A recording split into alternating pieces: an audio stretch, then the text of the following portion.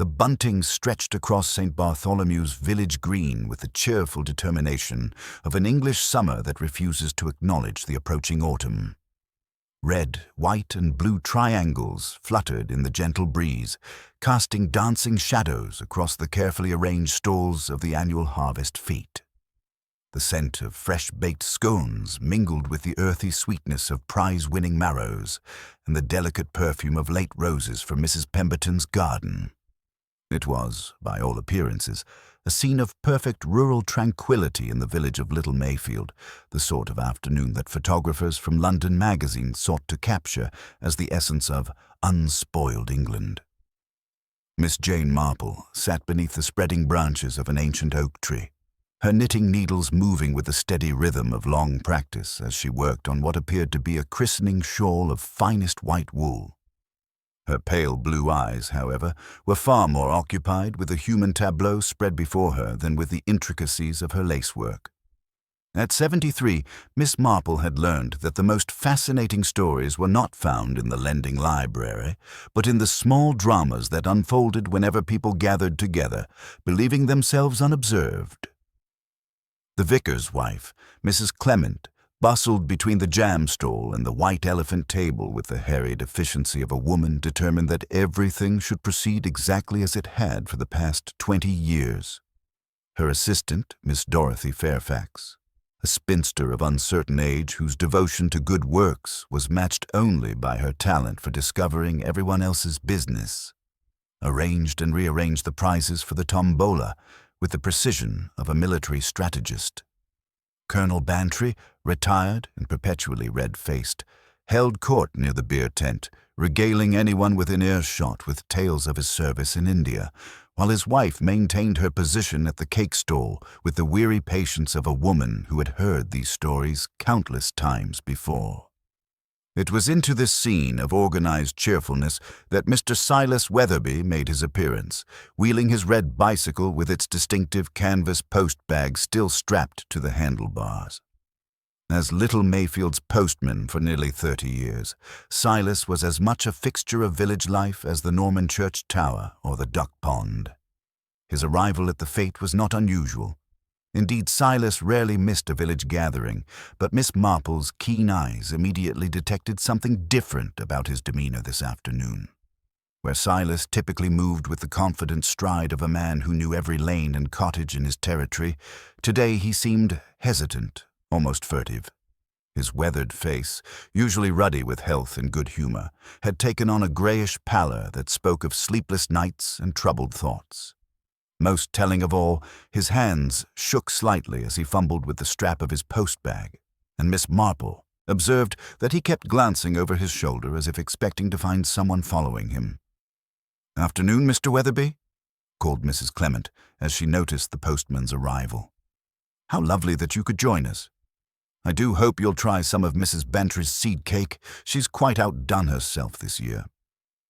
Silas managed a wan smile, but Miss Marple noticed that his usual cheerful banter was absent. Instead, he mumbled something about needing to speak with several people and began making his way through the crowd with obvious purpose. His first stop was at the produce stall, where Mr. Geoffrey Hartwell, the village's most prosperous farmer, was displaying his prize-winning vegetables with evident pride.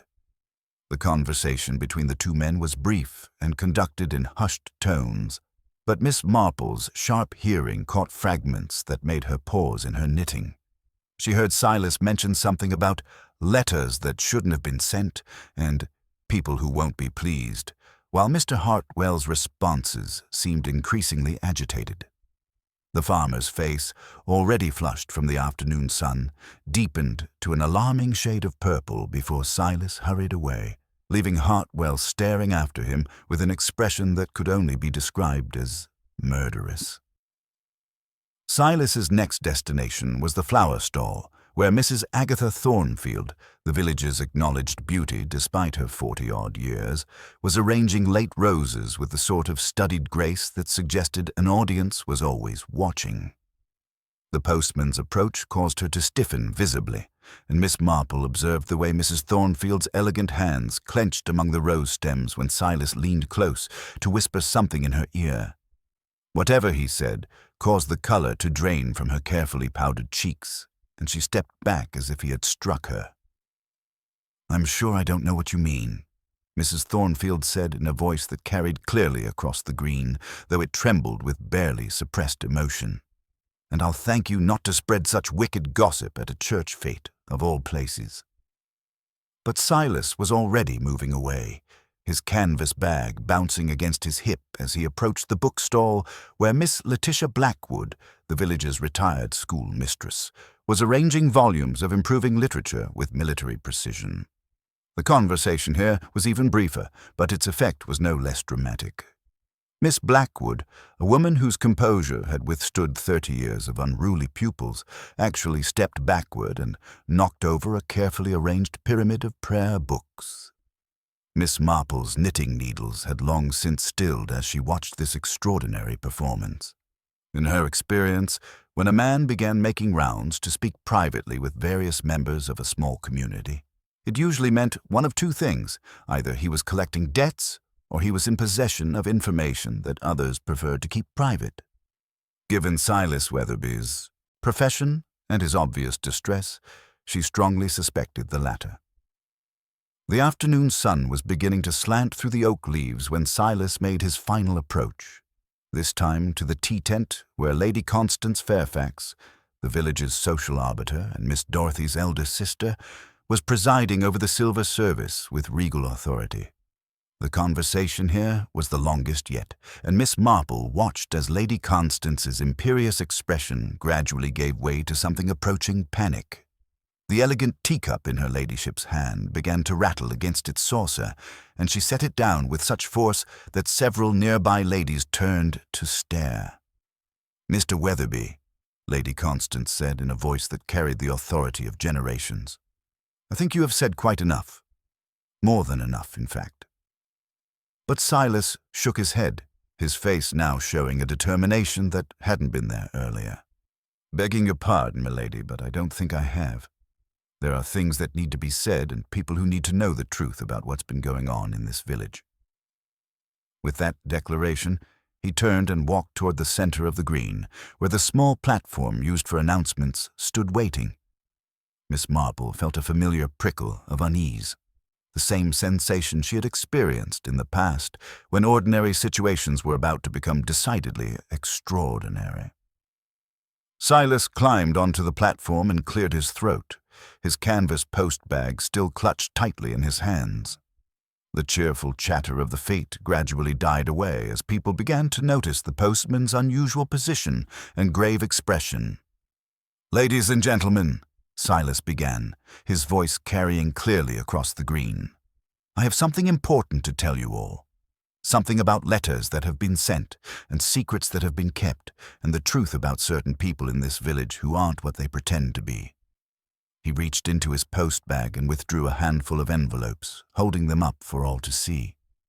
"These letters," he continued, "contain information that some of you thought would never see the light of day, but a postman sees everything, knows everything, and sometimes—" His words were cut short by a sudden, sharp crack that echoed across the green like a branch breaking.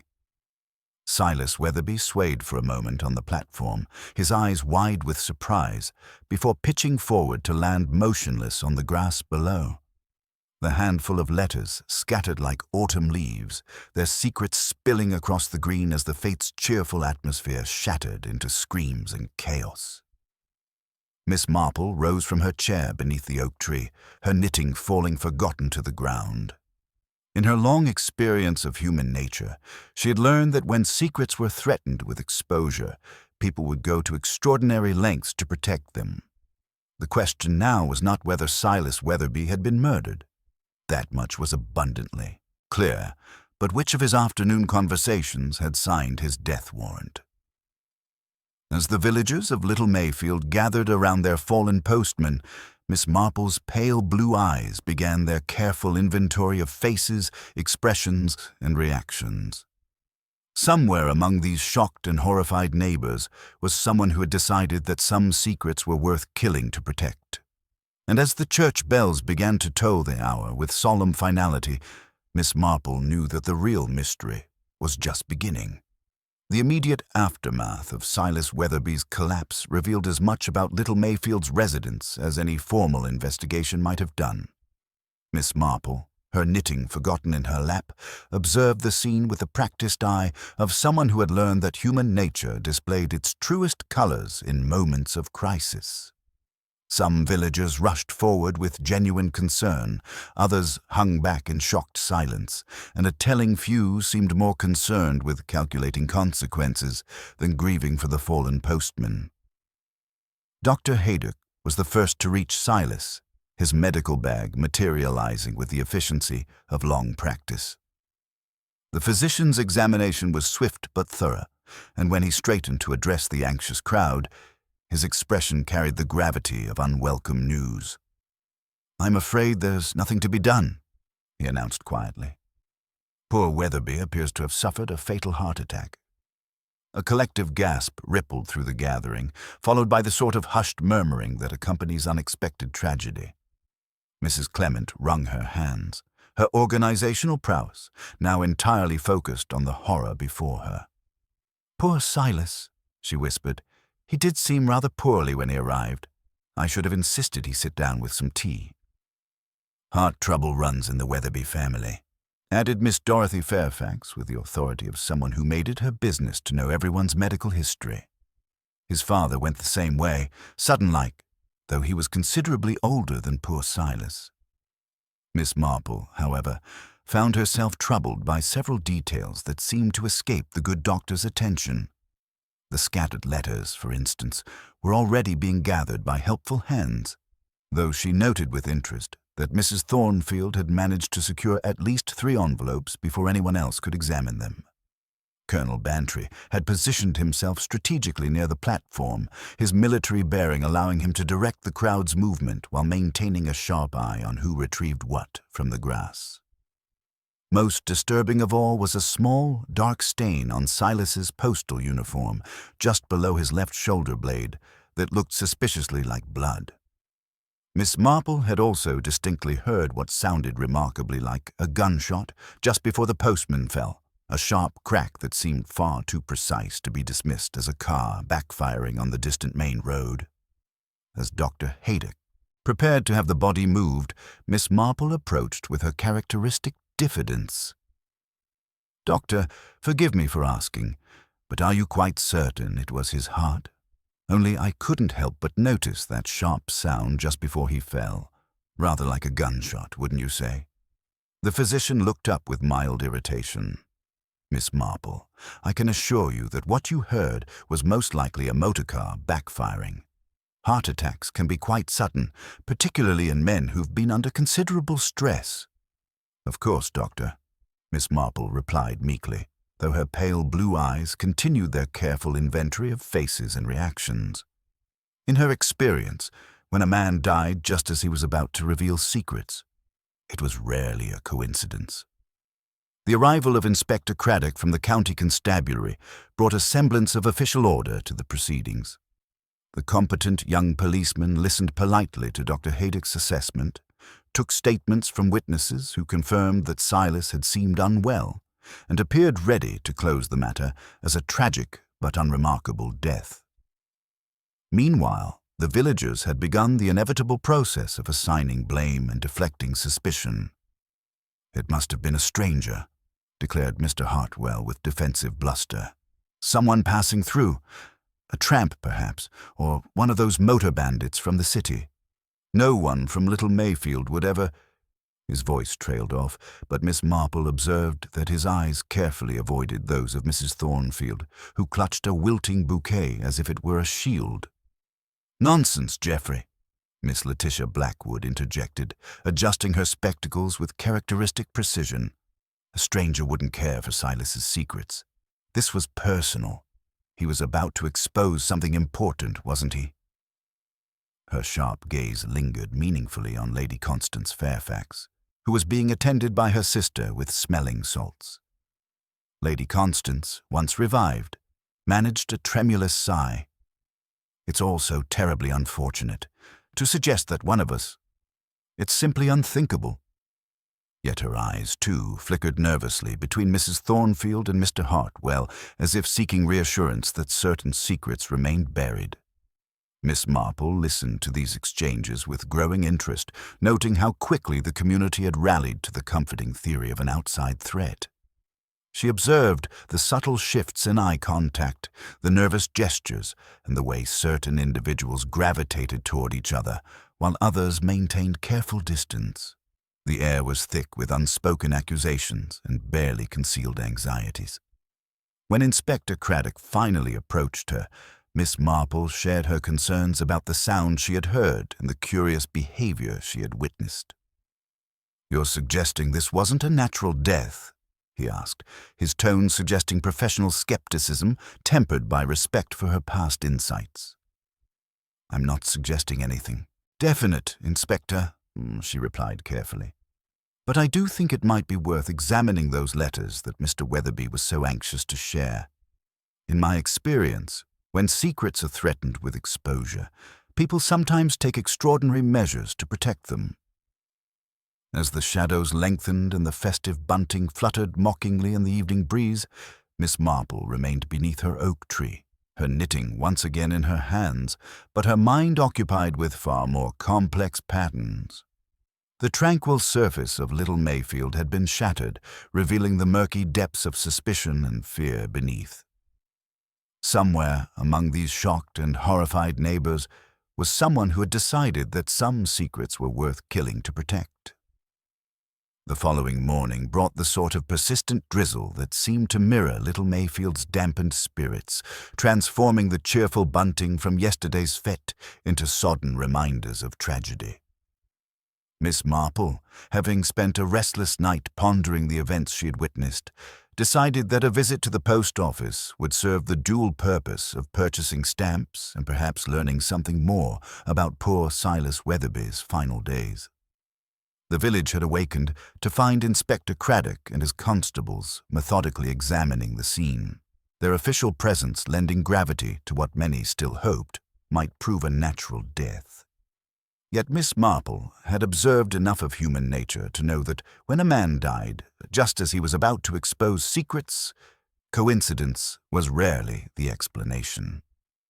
The post office revelation, Mrs. Pembroke, the postmistress, greeted Miss Marple with the eager expression of someone bursting to share vital information. Her natural curiosity, honed by decades of handling village correspondence, had provided her with insights that proved more valuable than any official investigation. "Terrible business yesterday, Miss Marple," she began, lowering her voice conspiratorially as Miss Marple selected her stamps with deliberate care. "Though I must confess, I'm not entirely surprised by what happened to poor Silas." Miss Marple encouraged this confidence with a gentle murmur of interest, and Mrs. Pembroke continued with obvious relief at having someone to confide in. "He'd been acting most peculiar these past few weeks, coming in here at odd hours and asking the strangest questions about postal regulations. Wanted to know about proper procedures for handling mail that had been, well, misdirected, if you understand my meaning." The implications of this revelation settled over Miss Marple like morning mist. "Misdirected mail?" she inquired delicately. "Between you and me," Mrs. Pembroke whispered, glancing around the empty post office, "I believe poor Silas had been reading other people's letters. He kept going on about his duty to the Crown and to the village, said there were things happening that weren't right. Mail being sent that shouldn't have been sent, people taking advantage of the postal service for improper purposes."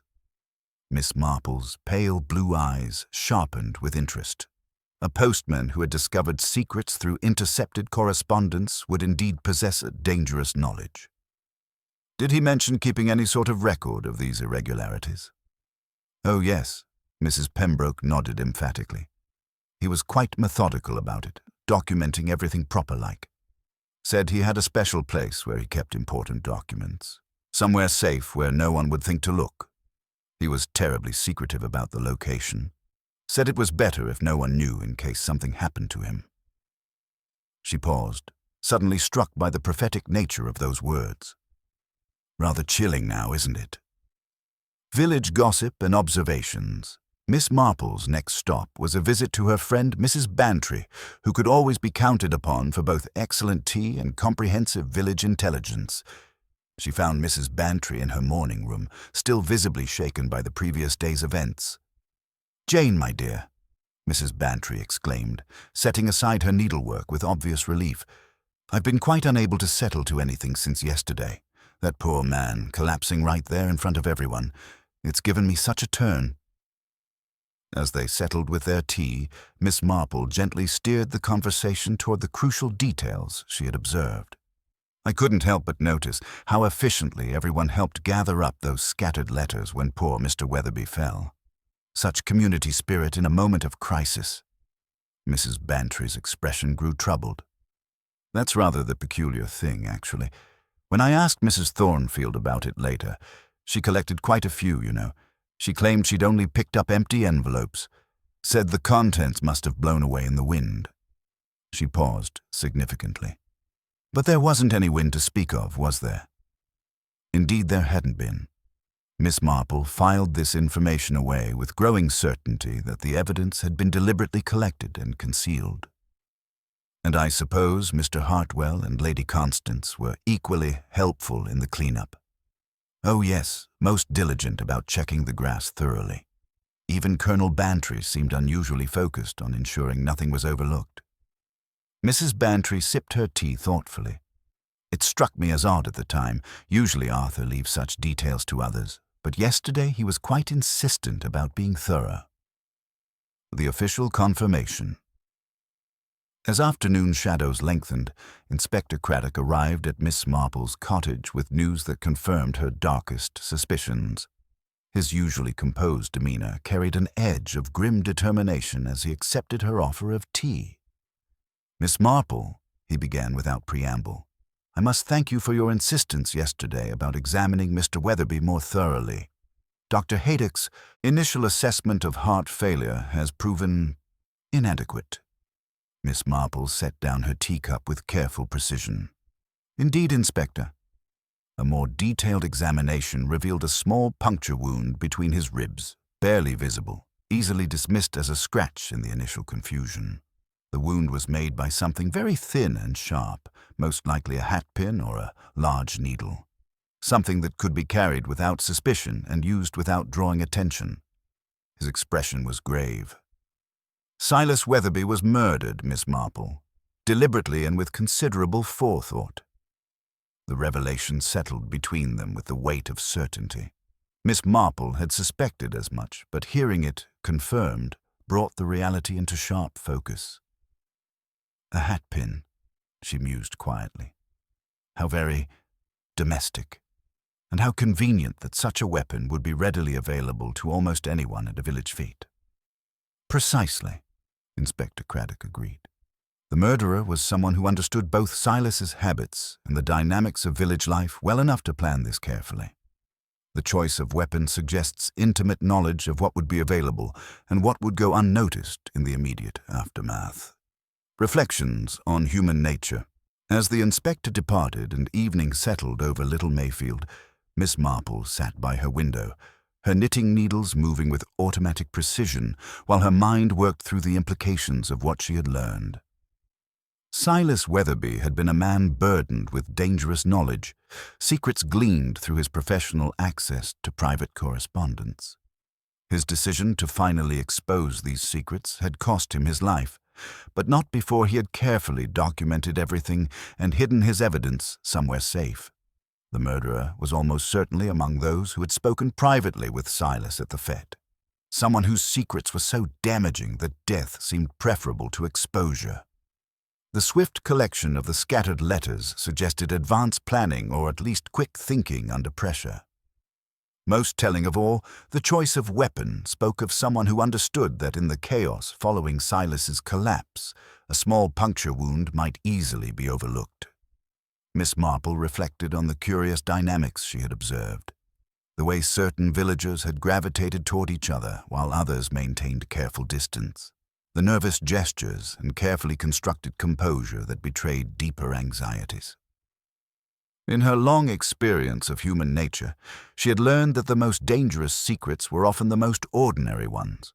Affairs of the heart, matters of money, or questions of reputation that seemed trivial to outsiders, but vital to those involved.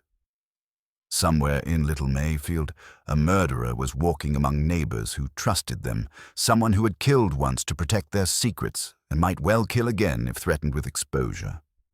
The challenge now was to discover not only who had committed this carefully planned murder, but where Silas Weatherby had hidden the evidence that had cost him his life. Until both questions were answered, no one's confidences were truly safe in the village that prided itself on knowing everyone's business.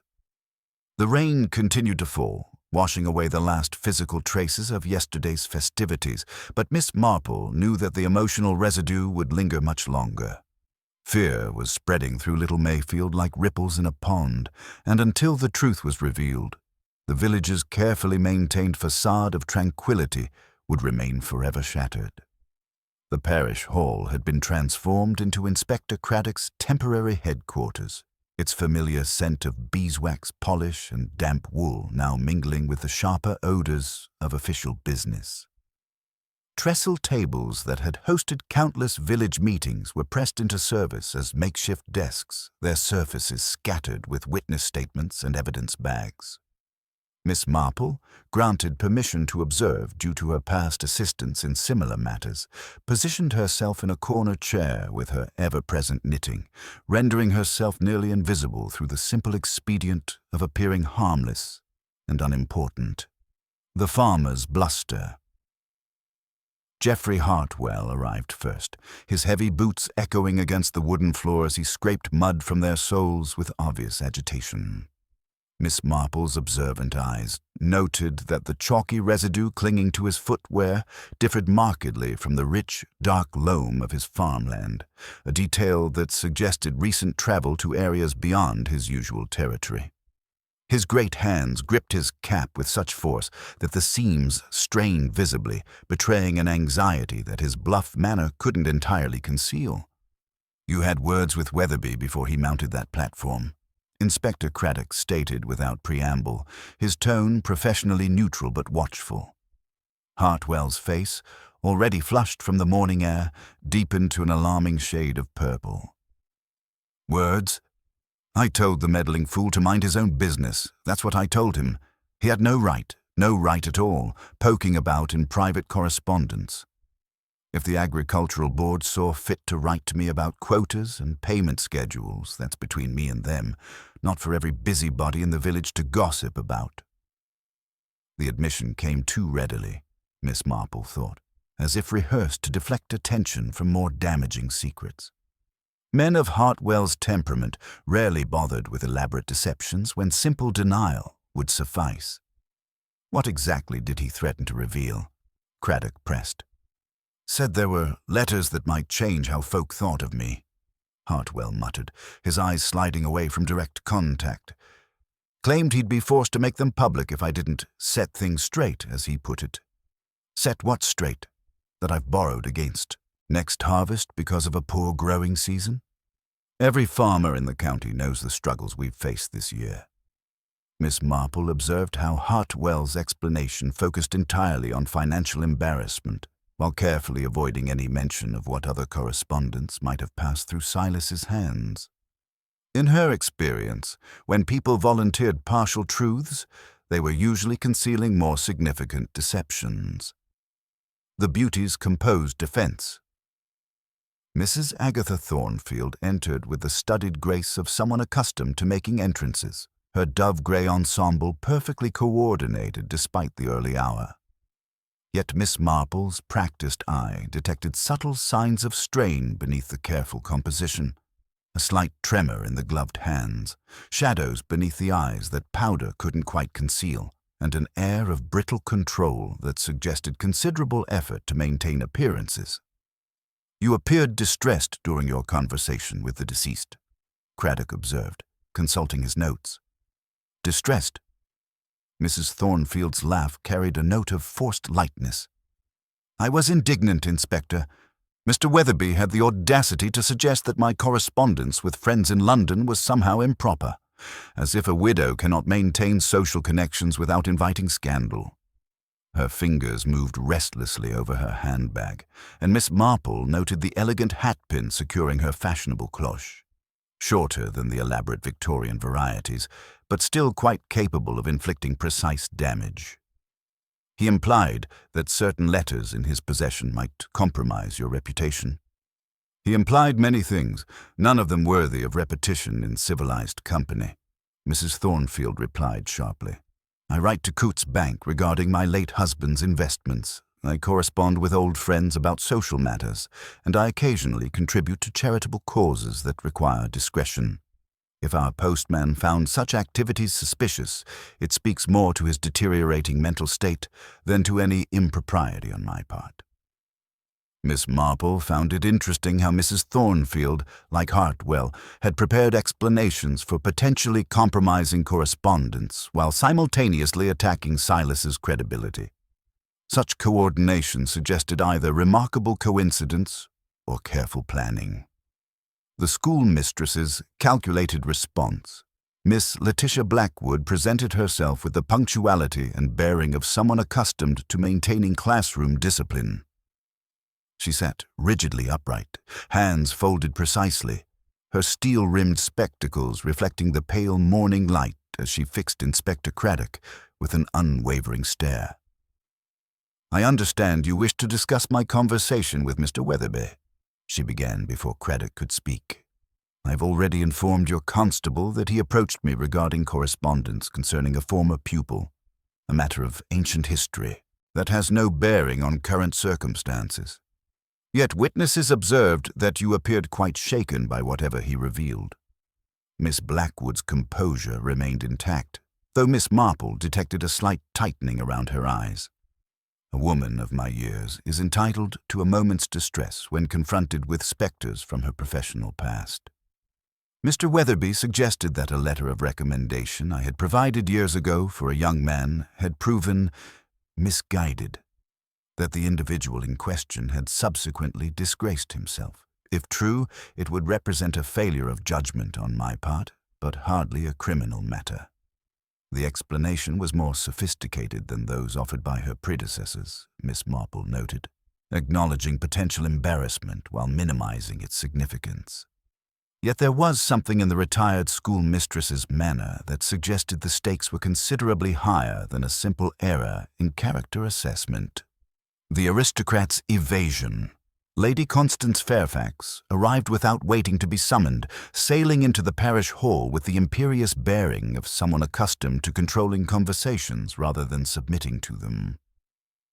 Her sister Dorothy followed in anxious attendance, wringing her hands and casting nervous glances at the official proceedings. Inspector, Lady Constance announced before taking her seat, I trust you are conducting this investigation with appropriate discretion. Little Mayfield cannot afford to become the subject of sensational speculation. We are pursuing all necessary lines of inquiry, Lady Constance, Craddock replied diplomatically. I understand you had a lengthy conversation with Mr. Weatherby shortly before his death. The man was impertinent, she stated flatly, adjusting her hat with its distinctive long pin. He suggested he possessed letters of a scandalous nature concerning certain family matters. Utter nonsense, naturally. One receives all manner of correspondence when one occupies a position of responsibility in the community, begging letters, requests for assistance, occasionally even threatening communications from unstable individuals. I informed him that any such materials should be brought directly to me so that our family solicitor might take appropriate action. Miss Marple watched Dorothy's face rather than her sister's, noting how the younger woman's complexion had grown increasingly pale throughout the exchange. Dorothy's hands worked nervously at her handkerchief, and she seemed to shrink further into her chair with each of Lady Constance's pronouncements. The inspector's conclusion. By afternoon, Inspector Craddock had settled upon the most obvious suspect with the satisfaction of a man following clear evidence. Hartwell's public argument with the victim, his admitted financial difficulties, and his explosive temperament created a compelling narrative that satisfied both official procedure and village expectations.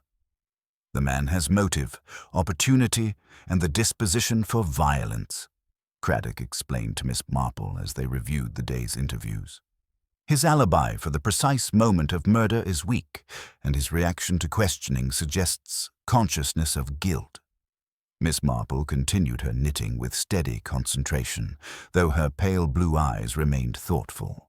Indeed, Inspector, Mr. Hartwell certainly appears to fit the requirements. Yet I find myself troubled by certain inconsistencies, such as the choice of weapon primarily, she replied gently. A hatpin requires proximity, precision, and considerable nerve. It suggests someone comfortable moving unnoticed through crowds, someone with the composure to strike accurately under pressure. Mr. Hartwell, for all his faults, strikes me as rather more direct in his approach to conflict. Craddock frowned, sensing the direction of her thoughts. You believe we're pursuing the wrong suspect? I believe, Miss Marple said carefully, that we may be seeing exactly what someone intended us to see.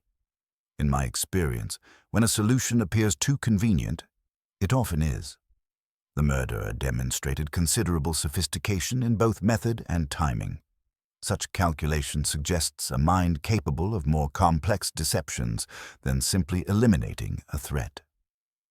The deeper pattern. As evening shadows lengthened across the village green, Miss Marple reflected on the day's revelations while preparing her simple supper. Each interview had followed a remarkably similar pattern. Acknowledgement of potentially compromising correspondence, attacks on Silas's mental stability, and carefully prepared explanations for suspicious behavior. The coordination was too precise to be coincidental, suggesting either remarkable unanimity of thought or deliberate collaboration. Most telling of all was what hadn't been said. None of the suspects had questioned whether Silas actually possessed damaging evidence. They had simply assumed its existence and worked to discredit its potential impact. Such behavior indicated not innocence, but intimate knowledge of what that evidence might contain. The murderer, she realized, was someone who understood both the village's social dynamics and the investigation's likely course well enough to orchestrate not just Silas's death, but the subsequent misdirection of suspicion. They had counted on Hartwell's obvious guilt to satisfy official inquiry, while the real evidence remained safely hidden. Tomorrow, Miss Marple decided, would require a more active approach to uncovering the truth. The opening moves in this deadly game had been played with considerable skill, but every chess player, however clever, eventually revealed their strategy through the patterns of their play. Somewhere in Little Mayfield, Silas Weatherby's carefully documented secrets waited to expose not just the murderer's identity, but the web of deception that had made murder seem preferable to revelation. The question now was not who had killed the village postman, but who possessed both the sophistication to plan such an elegant crime and the desperation to execute it. In Miss Marple's experience, the most dangerous criminals were often those who appeared most respectable, most trusted, most above suspicion. The challenge lay in looking beyond the obvious to discover which pillar of the community had revealed themselves capable of cold-blooded murder. The morning after Silas Weatherby's shocking death brought one of those deceptively peaceful autumn days that seemed to mock the turmoil beneath Little Mayfield's tranquil surface. Miss Marple had awakened with the peculiar certainty that comes from a night spent unconsciously sorting through accumulated observations, her mind working like a patient archaeologist, brushing away layers of assumption to reveal the truth beneath. The helpful observer.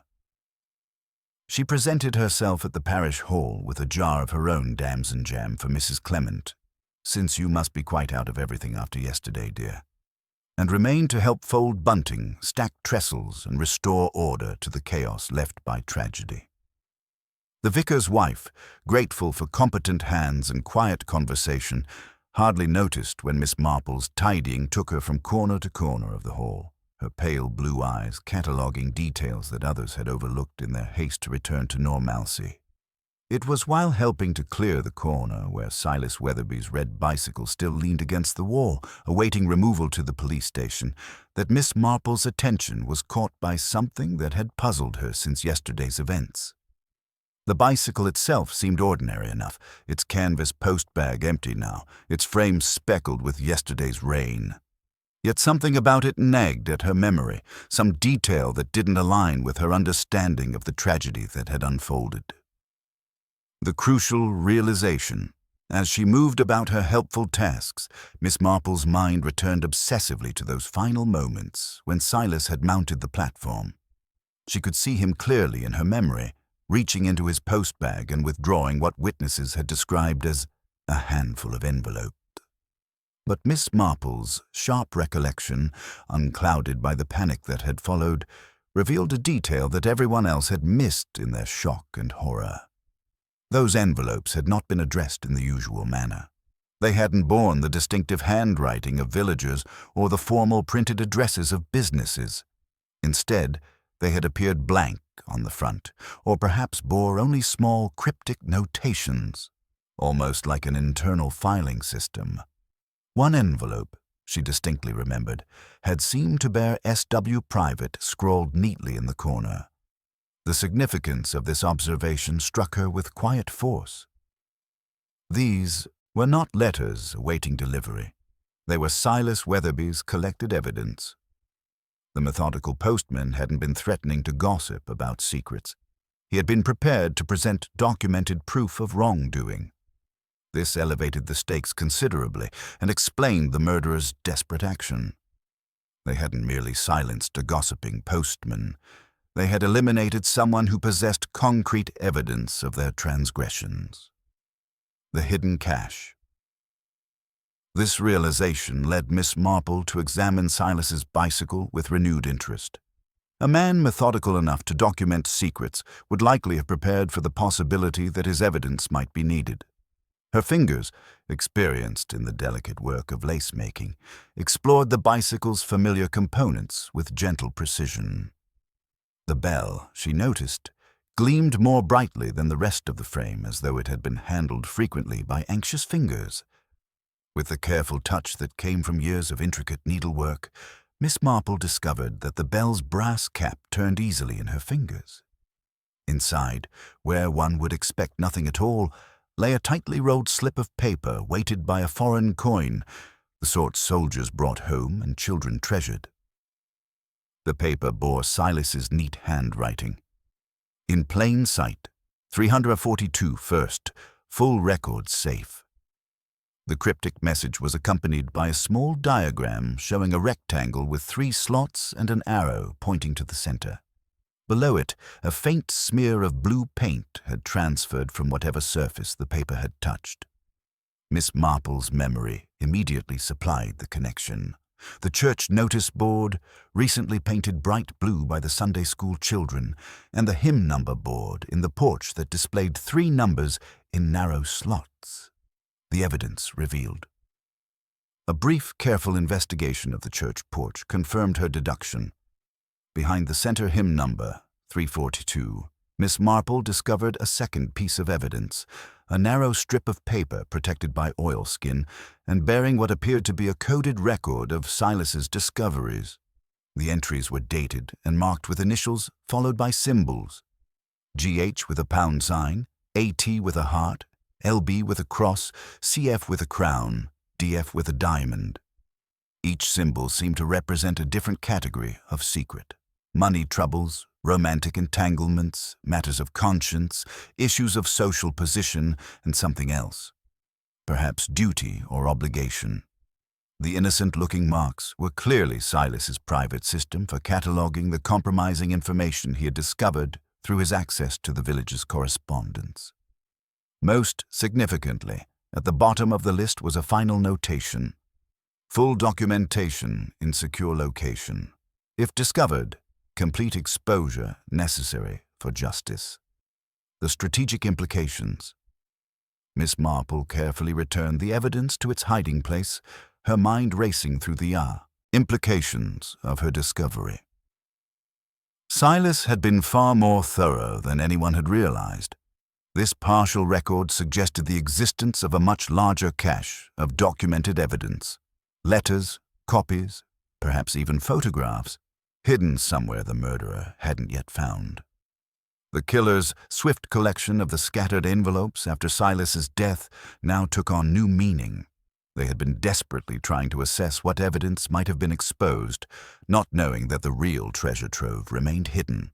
But they would certainly be searching for it, and their growing desperation would make them increasingly dangerous. The psychological landscape. As Miss Marple walked home through the village streets, she observed her neighbors with fresh understanding. Each of the suspects from yesterday's fate now carried themselves differently.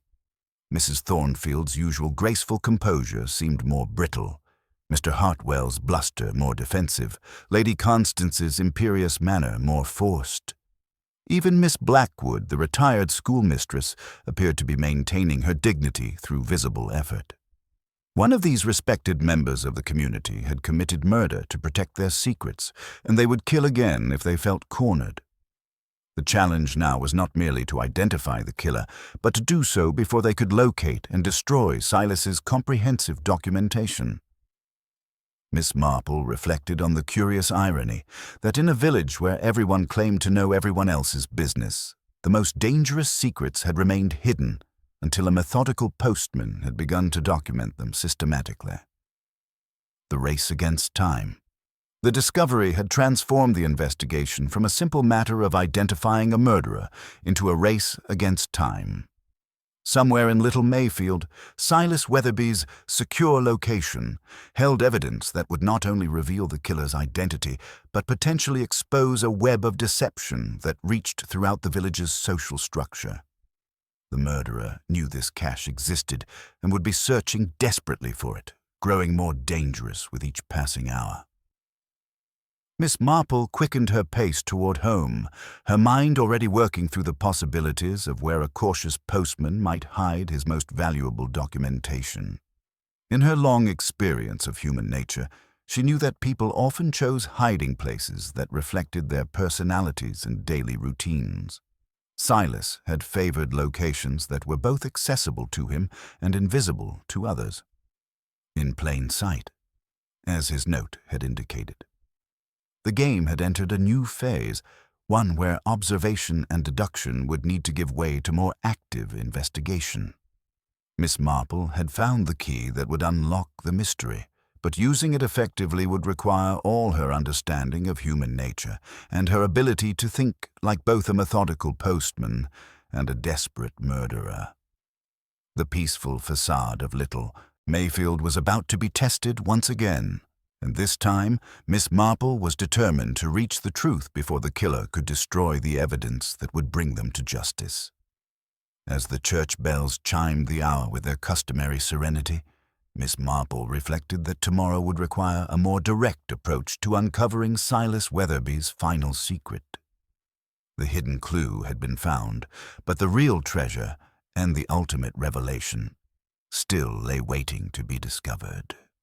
The morning after Miss Marple's discovery of Silas Weatherby's cryptic message brought the sort of deceptive tranquility that often preceded the most dramatic revelations. Armed with her newfound understanding of the postman's methodical nature and the existence of more comprehensive documentation, Miss Marple decided that a series of carefully orchestrated social visits would serve both to gauge the mounting anxiety in the village and to observe how each suspect responded to gentle pressure. The widow's fragile composure. Her first call was to Rosemary Cottage, where Mrs. Agatha Thornfield received her with the sort of brittle courtesy that spoke of sleepless nights and frayed nerves. The usually immaculate drawing room showed subtle signs of distress. A wilted arrangement of roses, teacups left unwashed on the side table, and an air of barely maintained control that Miss Marple's experienced eye immediately detected. "How lovely to see you, Miss Marple," Mrs. Thornfield said. her voice carrying that particular quality of forced lightness that suggested considerable effort. "I was just arranging these late dahlias. Such vibrant colors, don't you think? They quite remind me of that painting there, the Italian countryside. My late husband was always drawn to such passionate displays." Miss Marple settled herself comfortably, noting how Mrs. Thornfield's elegant hands trembled slightly as she adjusted the flowers. "Indeed, they're quite striking. Rather like the passionate correspondence that sometimes passes through our little post office, wouldn't you say? Poor Mr. Weatherby always seemed to take such a personal interest in the mail he carried, almost as if he felt responsible for its contents." The effect was immediate and telling. Mrs. Thornfield's carefully applied powder couldn't conceal the flush that crept up her neck, and her eyes darted involuntarily to a small escritoire in the corner where, Miss Marple observed, the brass lock showed recent scratches suggesting hasty, perhaps desperate, access. "I'm sure I don't know what you mean," Mrs. Thornfield replied, but her voice had lost its studied composure. Mr. Weatherby was an impertinent man, prone to seeing scandal where none existed. My correspondence concerns nothing more than the ordinary affairs of a widow. Banking matters, charitable contributions, letters from old friends in London. Yet as she spoke, her gaze flickered repeatedly to a small, silver-framed photograph on the mantelpiece. Not of her deceased husband, but of a younger, rather dashing gentleman whom Miss Marple vaguely recalled as a visiting artist from several seasons past. The heart symbol beside Mrs. Thornfield's initials on Silas's coded list was beginning to make perfect sense. The farmer's defensive bluster. At Hartwell Farm, Miss Marple found Geoffrey Hartwell in his study, surrounded by ledgers and correspondence spread across his desk, with the chaotic arrangement of a man trying to make sense of increasingly desperate finances. His usual hearty demeanor had been replaced by a simmering resentment that seemed to fill the room like smoke from a poorly drawing chimney. "Still working through the harvest accounts, Mr. Hartwell?" Miss Marple inquired gently, noting the official letterheads visible among the papers. "Such complex matters these days, with all the new regulations and subsidy requirements. I imagine it's quite challenging to navigate all the proper procedures." Hartwell's face darkened to an alarming shade of purple. "Procedures? Don't talk to me about procedures, Miss Marple. A man tries to make an honest living, tries to keep his family fed and his farm running, and what does he get? Busybodies like Weatherby poking their noses where they don't belong, threatening to send letters to the ministry, to the bank, claiming he had evidence of irregularities." The farmer's hands clenched into fists as he continued, his voice rising with each word. "Evidence of what? That I've had to make difficult choices to survive? That I've stretched the truth about crop yields when the inspectors came around? Every farmer in the county has done the same. It's not fraud, it's survival." Miss Marple listened with sympathetic attention, while her sharp eyes catalogued the details that Hartwell's passionate defense inadvertently revealed. The pound sign on Silas's list clearly referred to more than simple debt. It suggested systematic deception that could result in criminal charges if exposed to the proper authorities. The schoolmistress's rigid control. At the village library, Miss Letitia Blackwood was engaged in the methodical reshelving of books with a precision that bordered on obsessive. Her movements were sharp and controlled, but Miss Marple detected an underlying tension in the former schoolmistress's bearing, the sort of rigidity that came from holding oneself together through sheer force of will. "Such dedication to order, Miss Blackwood," Miss Marple observed, selecting a volume of moral philosophy from the shelf. "I was just thinking about poor Mr. Weatherby and his rather direct manner of addressing uncomfortable truths. He seemed particularly concerned about matters of professional responsibility, the weight that educators bear when they shape young lives." Miss Blackwood's spectacles flashed as she turned, her composure intact, but her knuckles white where they gripped a leather-bound volume. "Mr. Weatherby had a regrettably narrow view of complex situations, Miss Marple. He seemed to believe that past mistakes no matter how well-intentioned, should be exposed without regard for the consequences to innocent parties. Ah, yes, Miss Marple murmured, the burden of protecting those who deserve a second chance. Though I suppose there are times when such protection becomes complicated, particularly when official records are involved. The effect of this gentle probe was immediate. Miss Blackwood's carefully maintained composure cracked slightly, revealing a glimpse of the anxiety that lay beneath. Some situations require discretion, Miss Marple. When a promising young person makes a foolish mistake, when their entire future hangs in the balance, sometimes a teacher must make difficult choices about what to report and what to overlook. The cross symbol beside her initials on Silas's list was clearly a matter of conscience, a moral compromise that had haunted her for years and now threatened to destroy her reputation and possibly result in criminal charges for falsifying official documents. The aristocrat's brittle authority. Miss Marple's visit to Fairfax House revealed a household in carefully concealed turmoil. Lady Constance received her in the morning room with her usual imperious bearing, but the fire had been hastily lit and the faint scent of burnt paper lingered in the air despite opened windows. Dorothy hovered anxiously in the background, her usual timid demeanor replaced by something approaching terror.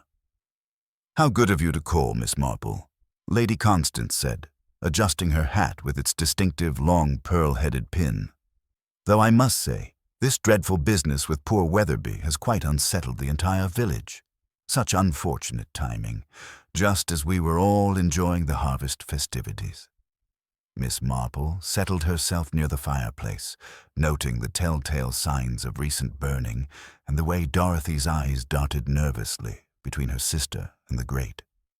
Indeed, such a shock, though I couldn't help but notice how efficiently everyone helped gather up those scattered papers when he fell. Such community spirit in a moment of crisis. "Naturally," Lady Constance replied smoothly. "One does what one can to maintain dignity in tragic circumstances. Though I must say, the man's final moments were rather theatrical. All that talk about secrets and revelations, quite inappropriate for a church function." Yet Miss Marple observed how Lady Constance's fingers worked restlessly at her gloves, and how her gaze kept returning to a particular corner of the room where a small writing desk sat with its drawers slightly askew, as if recently and hastily searched. The crown symbol on Silas's list suggested matters of social position and authority, but Miss Marple was beginning to suspect something far more sinister than mere embarrassment about family finances. The pattern emerges. As the afternoon shadows lengthened, Miss Marple reflected on the morning's revelations while preparing her simple lunch. Each conversation had followed a remarkably similar pattern. Initial defensiveness, followed by carefully prepared explanations that revealed more than they concealed. And finally, subtle admissions of wrongdoing disguised as righteous indignation. Most significantly, each suspect had demonstrated intimate knowledge of what Silas Weatherby's evidence might contain, suggesting that his threats at the fete had been specific rather than general. The murderer was someone whose secrets were so damaging that death had seemed preferable to exposure, but they were also sophisticated enough to plan the crime carefully and execute it in a way that initially appeared natural. The choice of weapon, a hatpin, spoke of someone who understood both the social dynamics of village life and the practical requirements of undetected murder. It was a weapon that aroused no suspicion when carried, could be used with precision in a crowded setting, and would leave a wound easily mistaken for a natural collapse in the initial confusion. The mounting pressure. Most disturbing of all was the growing sense of desperation that Miss Marple had detected in each household. The murderer was still searching for Silas's comprehensive documentation, growing more dangerous with each passing hour. The systematic burning of papers at Fairfax House, the ransacked desk at Rosemary Cottage, the scattered ledgers at Hartwell Farm, and the nervous energy at the library all suggested that someone was frantically trying to locate and destroy evidence before it could be discovered by the authorities. Miss Marple realized that her own investigation was creating additional pressure on the killer. Each visit, each gentle probe, each seemingly innocent observation was adding to their anxiety and making them increasingly unpredictable. She would need to proceed with extreme caution, for she was dealing with someone who had already killed once and would not hesitate to kill again if cornered. The hidden truth. As evening approached and the village settled into its deceptive tranquility, Miss Marple sat by her window with her knitting, her mind working through the complex web of secrets and lies that Silas Weatherby had begun to unravel. The postman had been more than a casual observer of village life. He had been a methodical investigator, documenting evidence of crimes that went far beyond simple social embarrassment. The murderer was someone who had built their entire life on deception, someone whose carefully constructed facade was about to crumble under the weight of accumulated lies. They possessed both the intelligence to plan a sophisticated murder and the desperation to execute it, but they had made one crucial error. They had underestimated both Silas's thoroughness and Miss Marple's ability to see through their carefully prepared defenses. Tomorrow would bring new challenges and new dangers, for Miss Marple knew that the killer was growing increasingly desperate to find and destroy the evidence that would expose not just their crime, but the web of deception that had made murder seem like the only solution.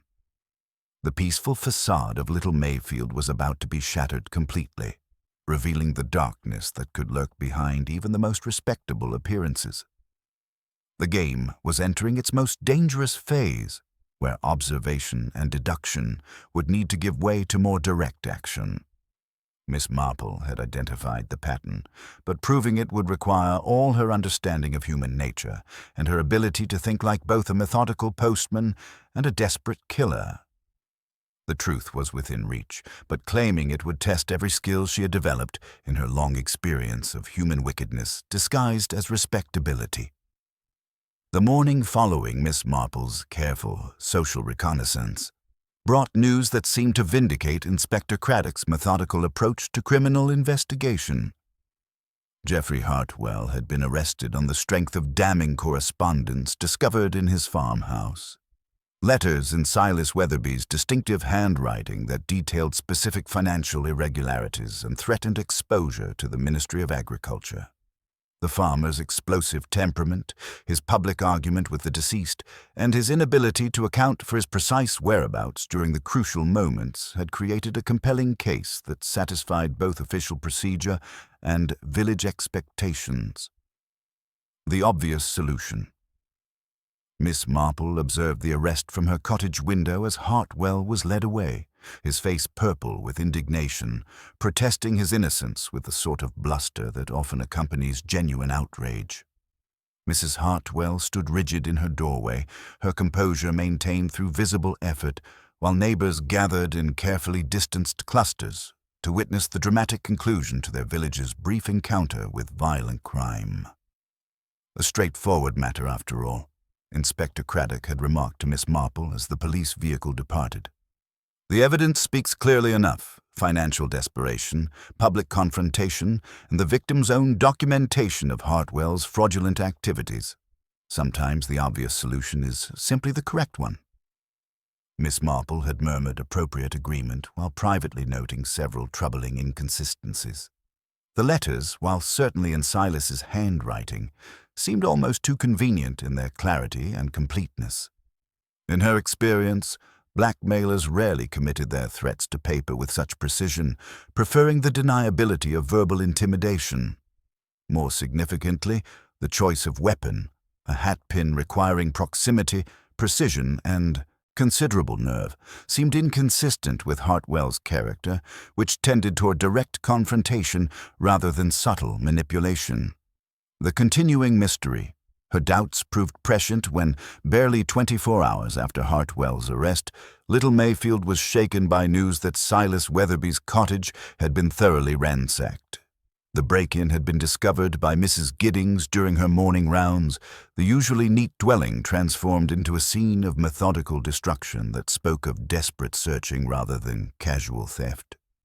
Miss Marple's examination of the scene, conducted with her characteristic appearance of helpful tidying, revealed the systematic nature of the intrusion. Every possible hiding place had been explored with ruthless efficiency.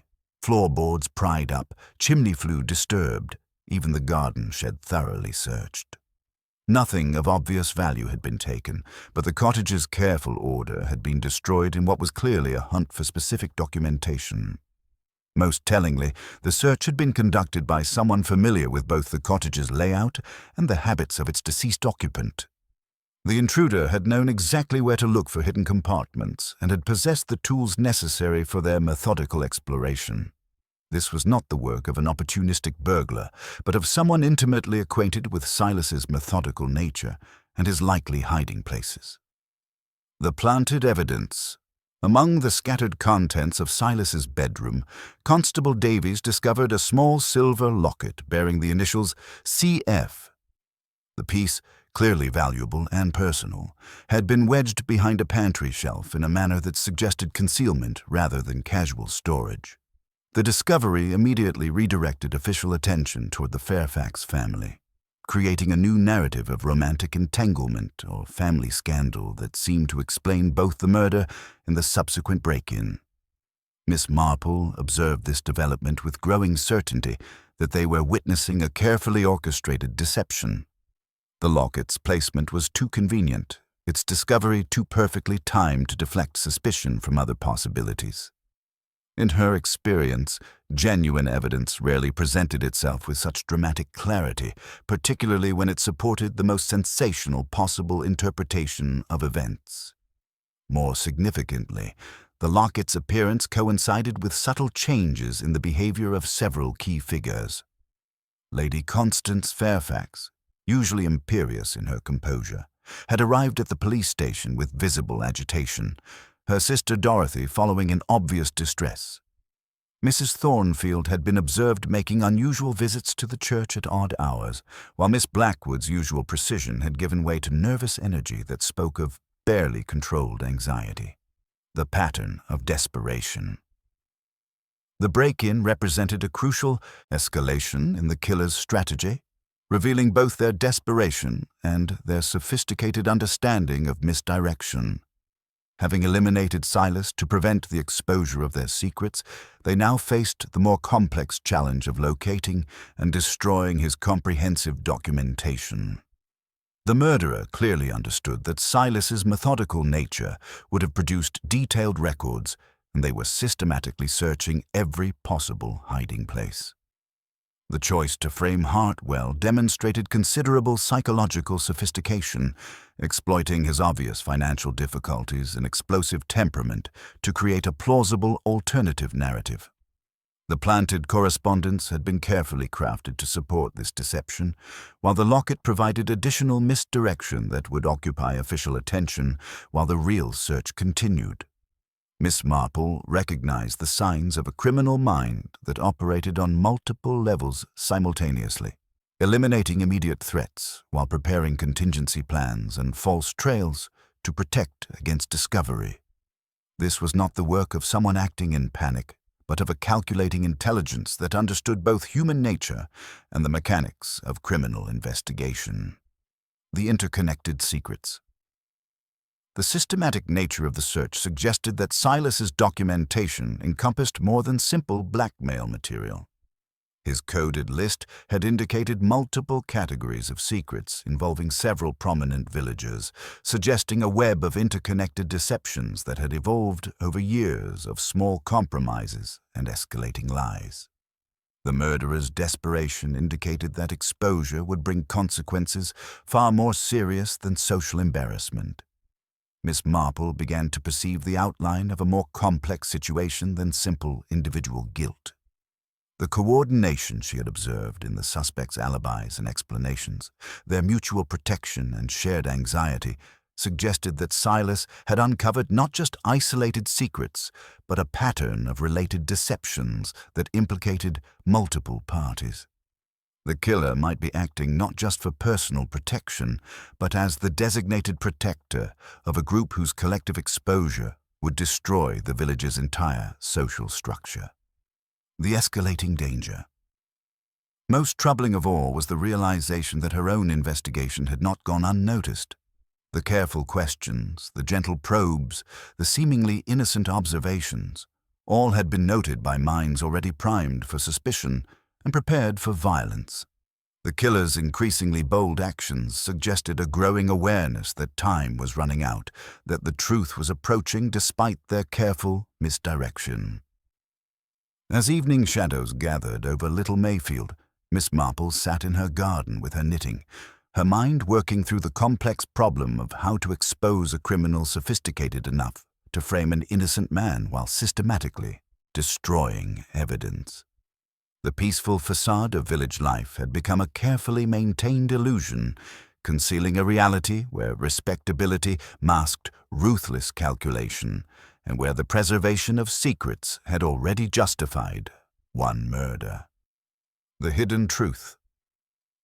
The key to the mystery lay not in the obvious evidence or the dramatic revelations, but in the patient observation of human behavior under pressure. Someone in Little Mayfield possessed both the intelligence to plan a sophisticated murder and the desperation to execute it, but they had made one crucial error. They had underestimated both Silas's thoroughness and Miss Marple's ability to see through their carefully constructed deceptions. The game had entered its most dangerous phase, where accumulated guilt and mounting pressure would inevitably drive the killer to increasingly desperate measures.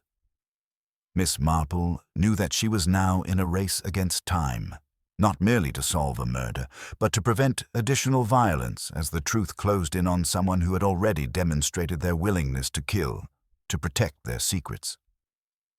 Tomorrow would bring new challenges and new dangers, for the killer was growing bolder with each passing hour, more willing to take risks that could easily prove fatal to anyone who threatened their carefully constructed facade. The peaceful village of Little Mayfield was balanced on the edge of a precipice, where the revelation of truth would either bring justice or unleash a final, desperate act of violence that could destroy everything Miss Marple had worked to protect. The evidence was there, waiting to be properly interpreted, but claiming it would require all her understanding of human nature in its most deceptive manifestations.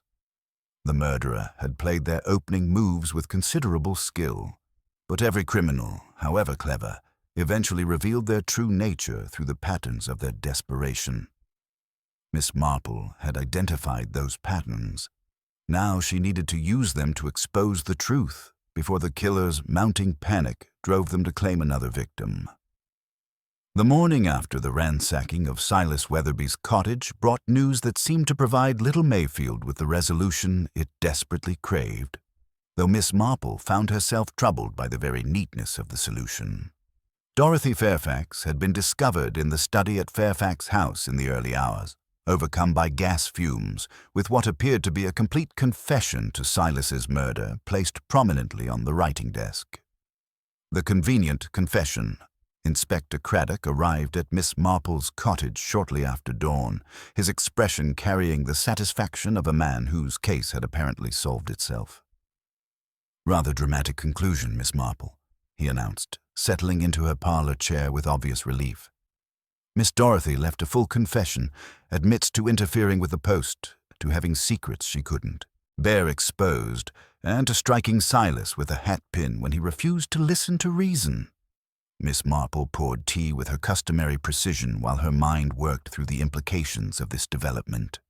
"How very thorough of her, Inspector, and she's quite recovered from her ordeal." "Dr. Haydock says she'll be fine.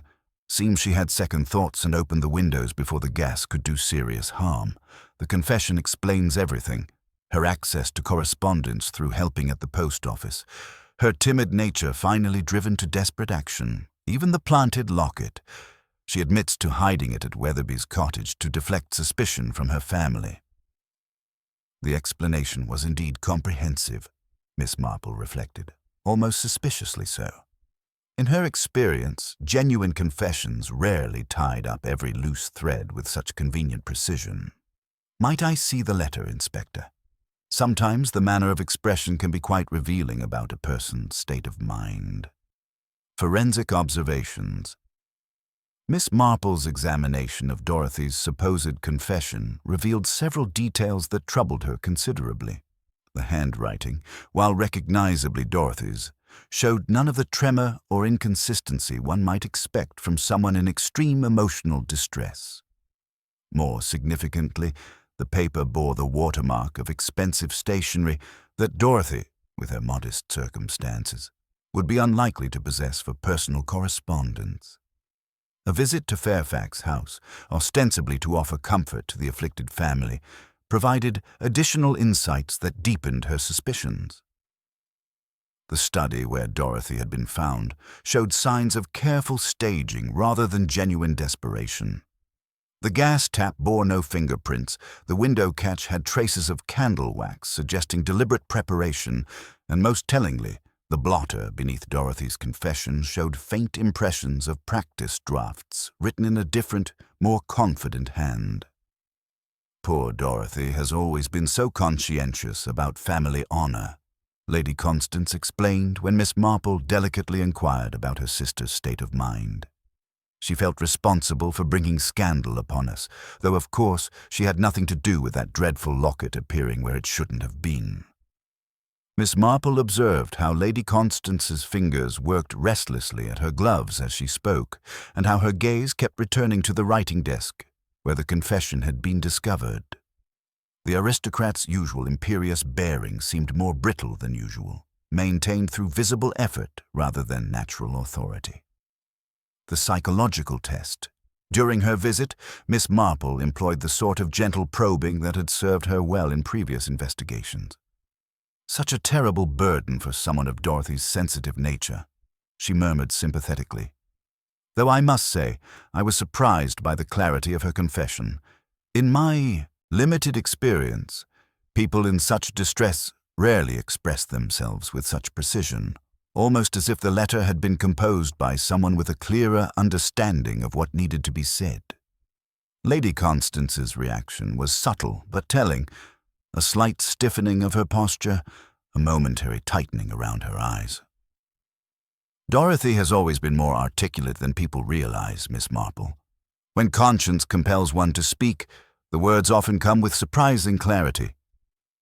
Indeed, Miss Marple agreed, her pale blue eyes noting how Lady Constance's hand moved unconsciously to adjust the pearl-headed hat pin securing her hat. Conscience can be such a powerful force, though sometimes, I've observed, it can drive people to accept responsibility for actions they didn't commit, particularly when they feel it might protect someone they care about. The conversation continued in this delicate manner, with Miss Marple offering seemingly innocent observations while carefully monitoring Lady Constance's responses. Each gentle probe revealed additional signs of anxiety beneath the carefully maintained composure, suggesting that the true burden of guilt lay not with the confessing Dorothy, but with her protective sister. The missing evidence. Miss Marple's suspicions about the confession's authenticity were confirmed when the vicar mentioned an odd discovery at the church. "Most peculiar thing, Miss Marple," he confided during her afternoon visit. "Someone altered the hymn numbers during the night, removed the center number entirely and left the slot empty. Can't imagine why anyone would do such a thing." A careful examination of the hymn board revealed that Silas's hidden evidence had indeed been retrieved. The faint traces of oil and the slightly disturbed paint around the center slot told their own story. Someone had known exactly where to look and had possessed both the tools and the patience necessary for careful extraction. This was not the work of a panicked Dorothy, but of a calculating mind that understood the importance of eliminating all traces of incriminating evidence. The pattern of deception. As the day progressed, Miss Marple began to perceive the elegant sophistication of the deception that had been orchestrated. Dorothy's confession served multiple purposes. It provided a plausible alternative to Hartwell's guilt, it explained away the planted evidence, and it deflected attention from the real killer while they systematically destroyed Silas's documentation. Most cleverly of all, it exploited the village's natural inclination to accept a tragic but tidy resolution rather than pursue more disturbing possibilities. The choice of Dorothy as scapegoat revealed considerable psychological insight into village dynamics. Her timid nature and obvious devotion to family honor made her sacrifice believable, while her fragile mental state would preclude any serious criminal prosecution. The real killer had calculated that the community would prefer to see Dorothy as a tragic victim of circumstance, rather than pursue an investigation that might expose more uncomfortable truths. The web of corruption.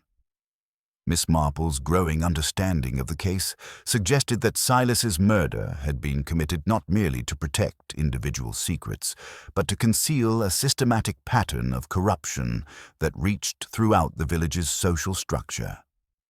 The postman's methodical documentation had threatened to expose not just isolated indiscretions, but a web of mutual protection and shared complicity that had enabled more serious crimes to flourish undetected. The killer possessed both the intelligence to orchestrate such a complex deception and the social position necessary to coordinate the actions of multiple conspirators. They had counted on the village's desire for respectability to ensure that uncomfortable questions would not be asked, and that Dorothy's sacrifice would be accepted as the price of returning to normal life. The mounting pressure. As evening approached, Miss Marple reflected on the dangerous game that was still being played around her. The killer had demonstrated remarkable sophistication in their manipulation of events, but they had also revealed their growing desperation through the boldness of their actions. The staged confession, the evidence retrieval, the systematic destruction of documentation all spoke of someone who understood that time was running out and that increasingly dramatic measures were necessary to maintain their deception. Most troubling of all was the realization that Dorothy's apparent suicide attempt might have been intended as something more permanent than a mere staging. The killer had shown themselves capable of manipulating vulnerable people to serve their purposes, and Miss Marple suspected that only chance had prevented Dorothy from becoming a second victim of their ruthless calculation. The final pieces. The evidence was now clear enough for Miss Marple to understand both the identity of the killer and the method of their deception, but proving it would require exposing them in a way that left no room for further manipulation. The murderer had demonstrated considerable skill in misdirection and psychological manipulation, but they had also revealed the patterns of their thinking through their choice of methods and victims. Tomorrow would bring the final confrontation, for Miss Marple knew that the killer's mounting desperation would soon drive them to actions that would expose their true nature. The peaceful facade of Little Mayfield had been shattered by Silas Weatherby's murder, but the full extent of the corruption he had discovered was only now becoming apparent. The challenge lay not merely in identifying the killer, but in ensuring that their web of deception was completely unraveled before they could claim additional victims or escape justice through further manipulation of the truth. The game had reached its most critical phase, where accumulated guilt and mounting pressure would inevitably drive the murderer to reveal themselves through their own desperate actions. Miss Marple had identified the patterns. Now she needed to use them to expose the truth before the killer's panic drove them to even more drastic measures. The innocent Dorothy had been used as a shield, but that protection was temporary at best, and the real reckoning was yet to come. The afternoon following Dorothy Fairfax's staged confession brought Miss Marple to a decision that would have surprised those who knew her only as a gentle elderly lady, devoted to knitting and village gossip. Armed with her complete understanding of the case and the growing certainty that the real killer was preparing for one final, desperate gambit, she resolved to force the truth into the open through a carefully orchestrated confrontation that would leave no room for further deception. The careful invitation. Miss Marple spent the early hours composing a series of carefully worded notes, each tailored to exploit its recipient's particular anxieties. To Mrs. Thornfield she mentioned having discovered some rather interesting correspondence that might require discretion.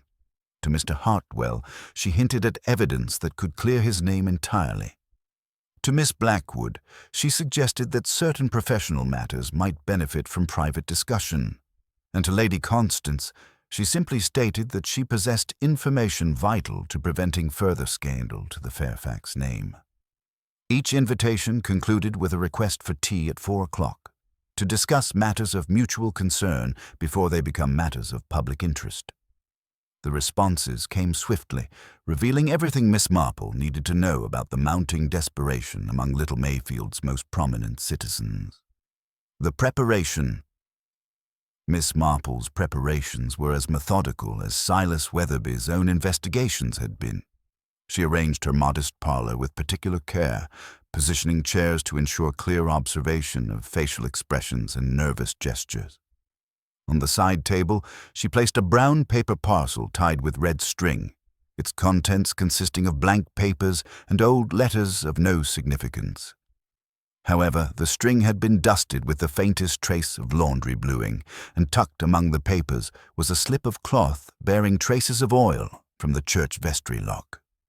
Most importantly, she had taken the precaution of informing Inspector Craddock of her intentions, though she had carefully avoided revealing the full extent of her deductions.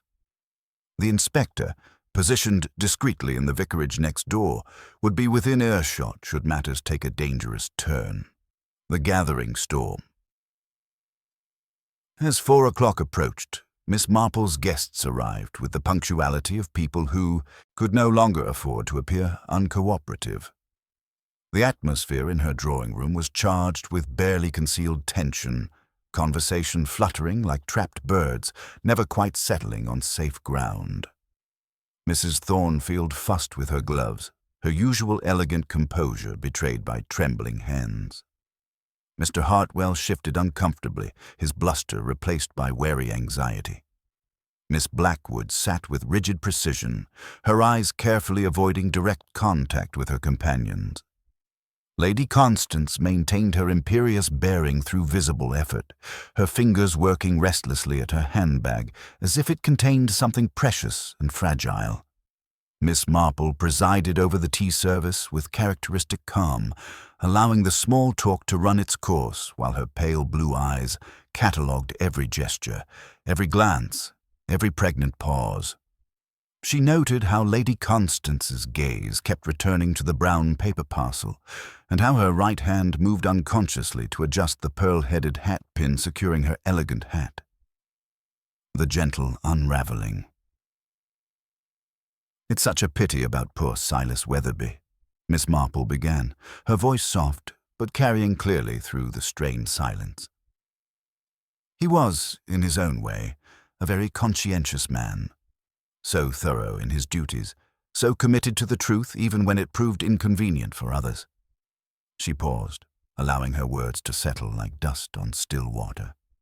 "He was particularly concerned about certain irregularities in our village, matters of the heart." Her glance drifted mildly toward Mrs. Thornfield. "Questions of finance." Her eyes touched on Mr. Hartwell. "Issues of professional responsibility." She looked at Miss Blackwood and the complex dynamics of social authority. Her gaze finally settled on Lady Constance. Such a methodical man, our postman. He kept careful records of his observations, didn't he? A complete documentation system that would have been quite revealing if it had ever been made public. The collective intake of breath was audible, but Lady Constance remained outwardly composed, though Miss Marple noted the slight tremor that had begun in her gloved hands. The psychological test. "I find myself puzzled by certain aspects of recent events," Miss Marple continued conversationally, rising to refill the teapot. As she moved about the room, she deliberately brushed against Lady Constance's chair, causing the aristocrat to instinctively steady herself with her right hand against the side table, exactly where the prepared parcel lay waiting. Poor Dorothy's confession, for instance, while touching in its family loyalty, seemed rather too comprehensive for someone in genuine distress. The handwriting showed none of the tremor one might expect, and the stationery was remarkably fine for such a tragic document. Lady Constance's jaw tightened almost imperceptibly. "My sister was under considerable strain, Miss Marple. Such details are hardly significant when someone's conscience compels them to speak." "Indeed," Miss Marple agreed gently. "Though I've always found that conscience expresses itself in rather different ways than calculation does. The locket, for instance. Such a convenient piece of evidence to appear just when suspicion needed redirecting. And the thorough search of poor Silas's cottage, conducted by someone who knew exactly what they were looking for and where it might be hidden. The physical evidence." Miss Marple's keen eyes had not missed the faint blue smudge that now marked Lady Constance's right glove, nor the telltale trace of oil that had transferred from the prepared cloth. More significantly, she observed the way Lady Constance's hand moved instinctively to conceal the mark, and how her eyes flickered with the recognition of someone who had been caught in a carefully laid trap. "You see," Miss Marple said, settling back into her chair with her knitting, "Silas Weatherby wasn't merely collecting gossip. He was documenting a systematic pattern of deception that reached throughout our village's social structure. Each secret he discovered was connected to others, creating a web of mutual dependence and protection that allowed certain irregularities to flourish undetected." She looked directly at Lady Constance, her pale blue eyes unwavering. And who would be best positioned to orchestrate such a system? Who possessed the social authority to ensure that inconvenient truths were overlooked, that minor transgressions were managed discreetly, and that the facade of respectability was maintained at all costs? The moment of truth, the crown symbol on Silas's coded list, Lady Constance, it didn't merely represent your social position. It indicated your role as the orchestrator, the protector of these interconnected secrets. You had created a system where everyone owed their security to your discretion, and you used that power to maintain control over the entire community. Lady Constance had begun to tremble visibly, her carefully constructed facade crumbling under the weight of Miss Marple's relentless logic. "This is preposterous," she said, but her voice lacked its usual authority. "You have no proof of such wild accusations." "On the contrary," Miss Marple replied calmly, "I have Silas's complete documentation system, which he hid far more cleverly than anyone realized. But more than that, I have the evidence of your own actions. The blue stain on your glove from handling the parcel you couldn't resist examining. The oil traces that prove you were the one who searched the church vestry for his hidden records. The systematic way you've manipulated events to protect not just yourself, but the entire network of deception you've spent years constructing." The final revelation. Miss Marple's voice remained gentle, but her words carried the inexorable weight of truth. "You killed Silas Weatherby, Lady Constance, not in a moment of passion, but with cold calculation, using the pearl-headed hat-pin from your own hat, a weapon that would arouse no suspicion when carried, could be used with precision in a crowded setting, and would leave a wound easily mistaken for natural collapse in the initial confusion." The room had fallen into absolute silence except for the ticking of Miss Marple's mantel clock. Lady Constance stared at her, eyes wide with a mixture of fear and dawning comprehension, as the weight of her carefully constructed world pressed down upon her with unbearable force. "You orchestrated Dorothy's confession to deflect suspicion while you searched for Silas's evidence. You planted the locket to create alternative theories. You've spent days frantically trying to locate and destroy documentation that would expose not just your own crimes, but the entire system of corruption you've protected and enabled." The breakdown. Then, with a sudden, choked cry that seemed to come from the depths of her soul, Lady Constance collapsed. The imperious bearing that had intimidated villagers for decades crumbled entirely, revealing the desperate, calculating mind that had resorted to murder to preserve its carefully constructed illusions. "I couldn't let him destroy everything," she whispered, her voice barely audible. 30 years of maintaining order, of protecting people from their own weaknesses, of keeping this village civilized and respectable. He would have ruined it all with his self-righteous moralizing. Dorothy, who had been waiting anxiously in the hall, rushed in at the sound of her sister's breakdown, her face a mask of confusion and dawning horror. The other guests sat frozen, finally understanding the full extent of the web they had been caught in, the price that had been paid for their protection, and the woman who had wielded such quiet, deadly authority over all their lives. Miss Marple remained serene, her knitting needles moving with steady precision as Inspector Craddock's footsteps approached the door. The truth had finally emerged, not through dramatic confrontation, but through the simple expedient of allowing guilt and desperation to expose themselves when subjected to the gentle, relentless pressure of observed reality. The peaceful facade of Little Mayfield had been shattered completely, revealing the darkness that could lurk behind even the most respectable appearances. But justice, Miss Marple reflected, was sometimes like her knitting, a matter of patient work, careful attention to detail, and the understanding that every thread, however small, played its part in the larger pattern of truth. Inspector Craddock entered Miss Marple's parlor with the quiet efficiency of a man who had learned to respect what he could not entirely explain. He found Lady Constance still seated, her lifelong composure finally drained away, Dorothy pale and weeping beside her, and the other, suspects frozen in that peculiar stillness that follows when a carefully maintained game is finally called. The inspector listened to Miss Marple's gentle but inexorable explanation, said very little, and took charge with the sort of careful authority reserved for disasters that must be managed rather than denied. The systematic unraveling. What followed was not dramatic so much as methodical, reflecting the same careful attention to detail that had characterized both Silas Weatherby's documentation and Miss Marple's investigation. Inspector Craddock's expanded inquiry revealed the full extent of Lady Constance's web of corruption, a system so sophisticated that it had transformed the entire social structure of Little Mayfield into an instrument of control. It began with poor Silas's method, Miss Marple explained to the inspector as they examined the recovered evidence. He believed in the crown, in the post, in order. When he saw that order being used to conceal rather than protect, he did what conscientious men do. He wrote it down systematically. The evidence itself proved as methodical as its collector. Craddock's constables found the bulk of Silas's documentation exactly where Miss Marple had predicted, in the piano stool at the parish hall, hidden among sheet music marked anthems, where ladies' committees stored their musical arrangements. The hymn board clue 342 first had led them to a comprehensive dossier that detailed not isolated secrets, but an interconnected network of mutual dependence and shared complicity.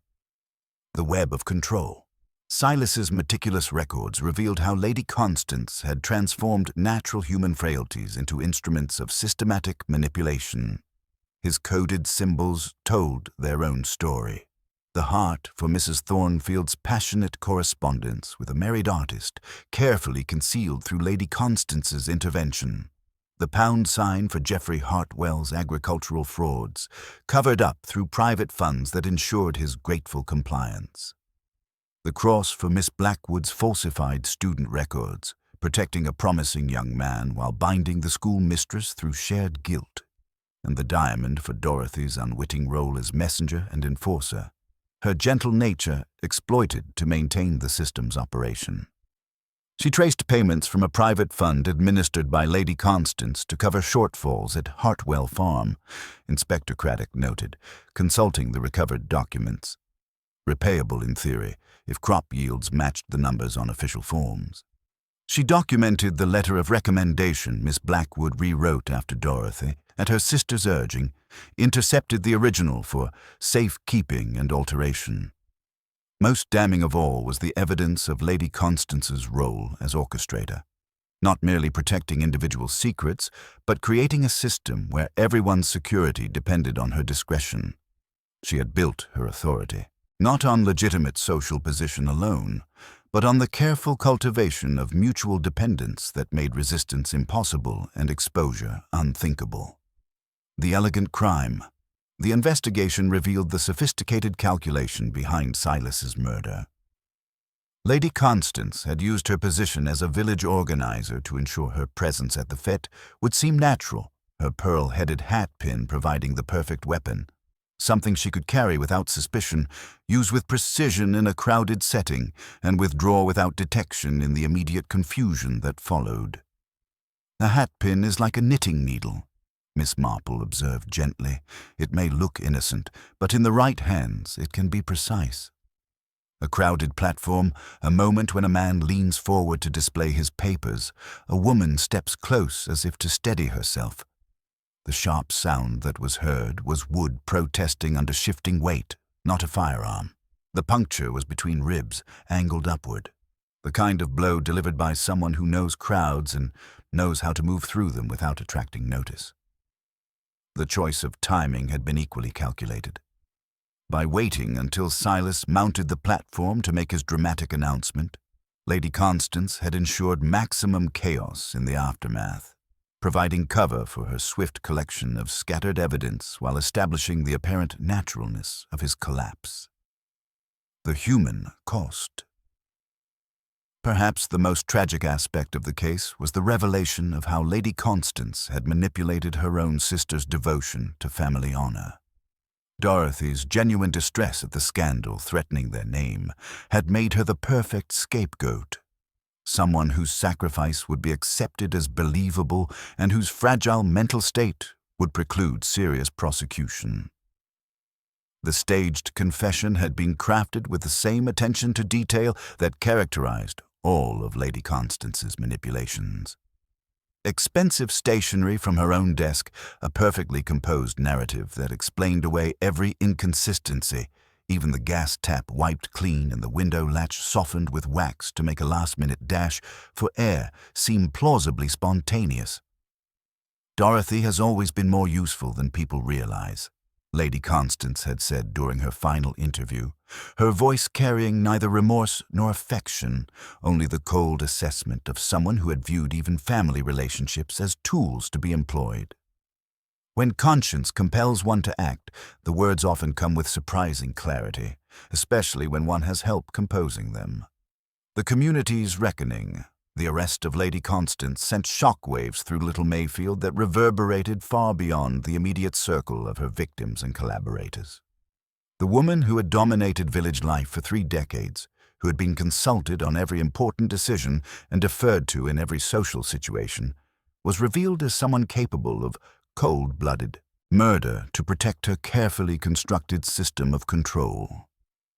Geoffrey Hartwell, released from custody but facing financial ruin as his fraudulent activities came to light, experienced a curious mixture of shame and relief. 30 years of walking on eggshells, he confided to Inspector Craddock, always knowing she had something hanging over me, always grateful for her protection.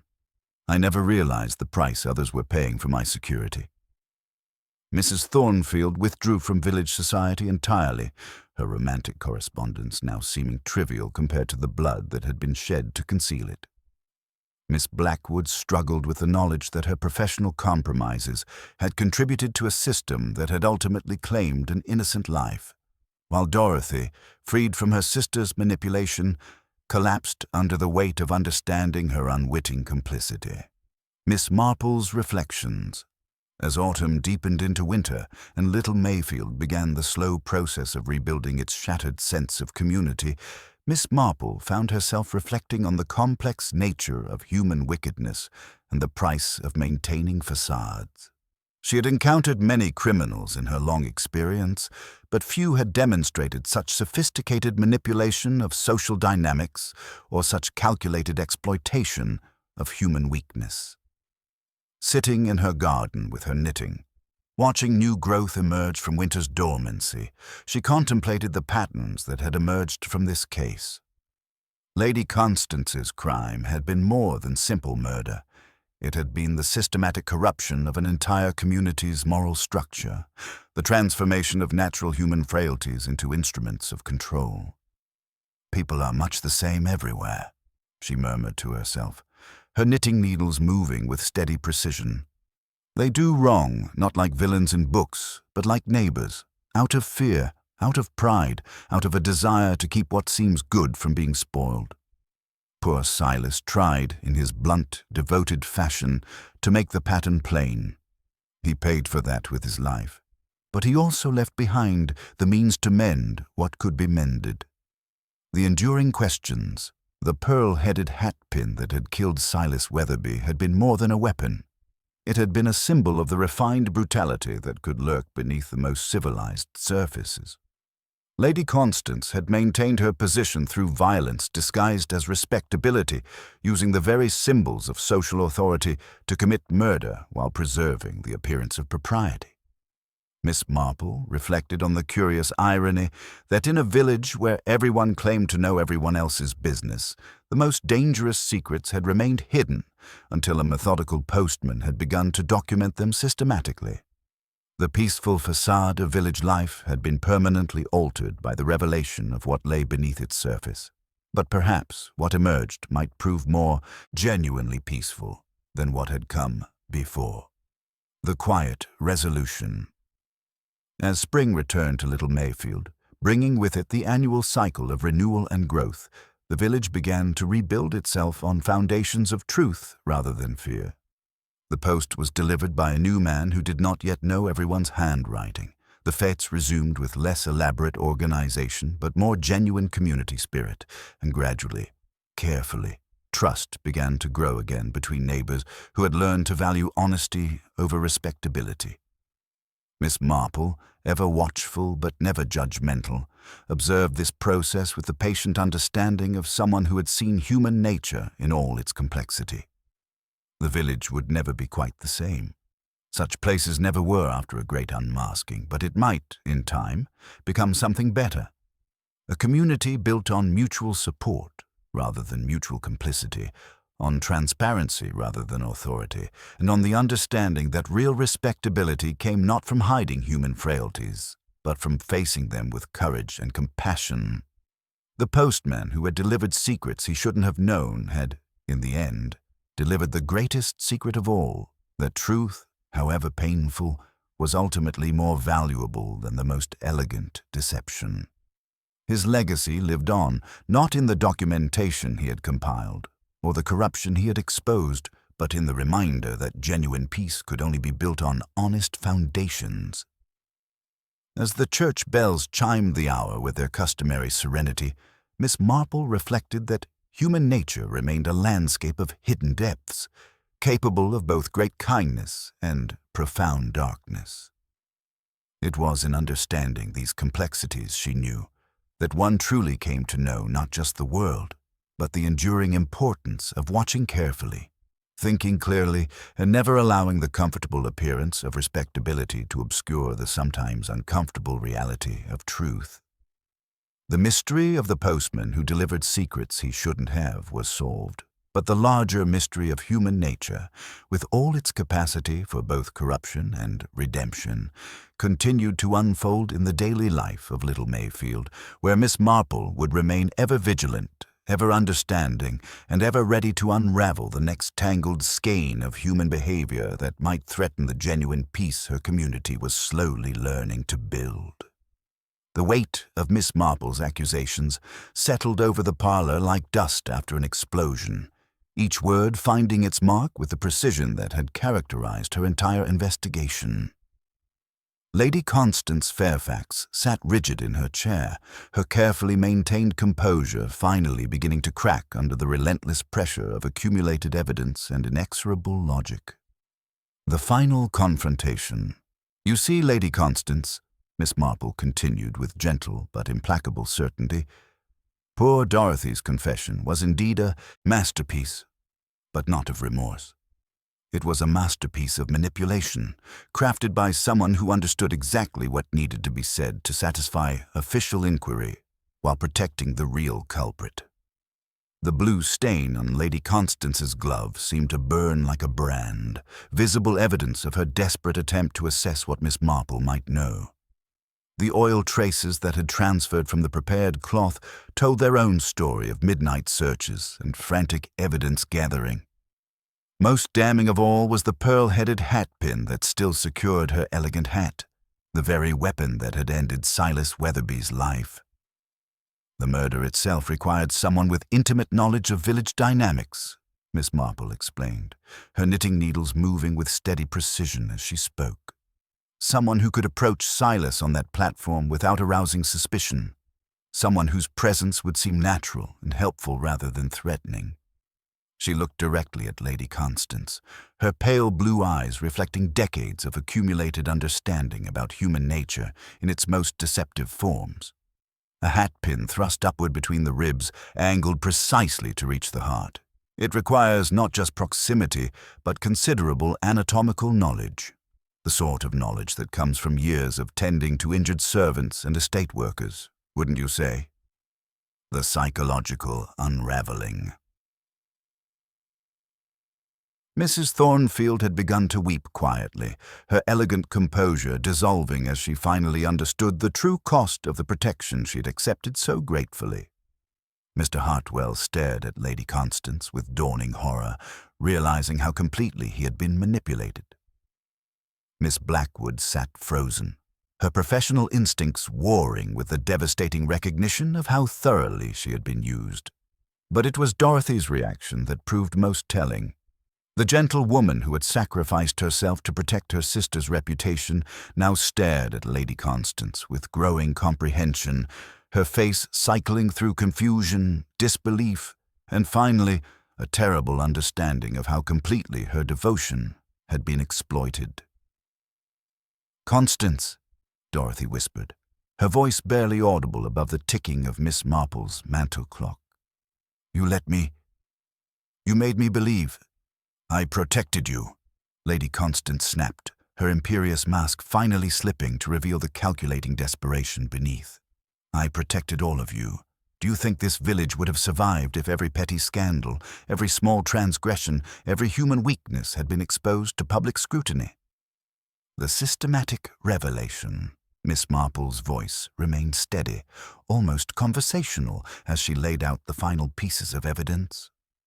Silas Weatherby's documentation system was far more comprehensive than anyone realized. His coded symbols weren't just recording individual secrets. They were mapping a network of mutual dependence that you had spent 30 years constructing. She gestured toward the scattered tea things, the domestic setting that had witnessed such extraordinary revelations. The crown symbol beside your initials didn't merely represent your social position, Lady Constance. It indicated your role as the orchestrator, the spider at the center of a web that encompassed financial fraud, romantic indiscretions, professional compromises, and systematic corruption of official records. You had transformed natural human frailties into instruments of control, creating a system where everyone's security depended on your discretion. When Silas threatened to expose that system, you didn't just silence a gossiping postman. You eliminated someone who possessed documented proof of crimes that could have destroyed not just reputations, but lives. The moment of collapse, the accusation hung in the air like incense, heavy and inescapable. Lady Constance's hands trembled as she reached up to touch her hatpin, the gesture unconscious but deeply revealing. For a moment, Miss Marple thought she might continue to deny everything, might maintain her facade of injured innocence to the very end. Instead, something fundamental seemed to break inside the woman who had controlled Little Mayfield for 3 decades. Her shoulders sagged, her imperious bearing crumbled, and when she spoke, her voice carried the hollow echo of complete defeat.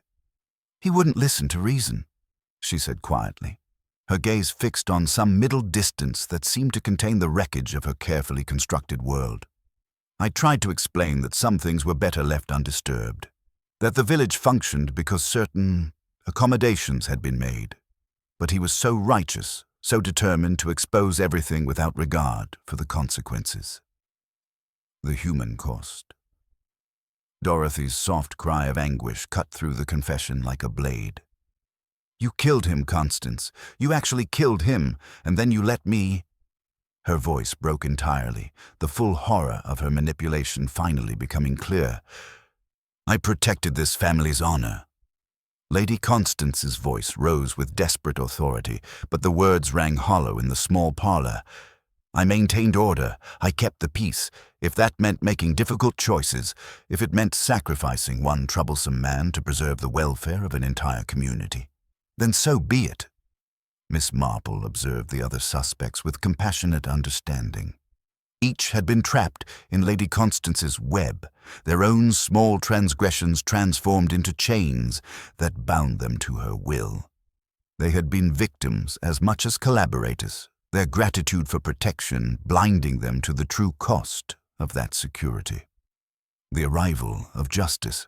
The sound of footsteps on the garden path announced Inspector Craddock's approach, his timing as precise as Miss Marple had anticipated.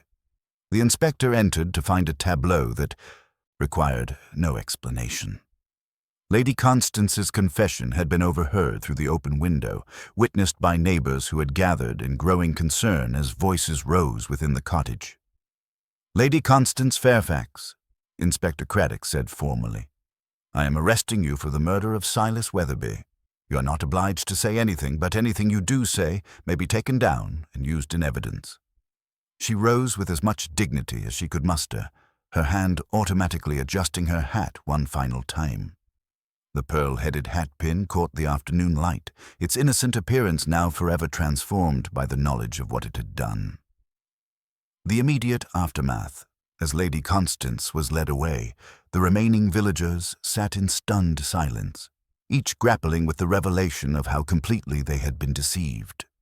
The woman they had deferred to, trusted and feared, had been capable of cold-blooded murder to preserve her system of control. Dorothy collapsed into Mrs. Clement's arms, her fragile composure finally giving way to the grief and horror of complete understanding.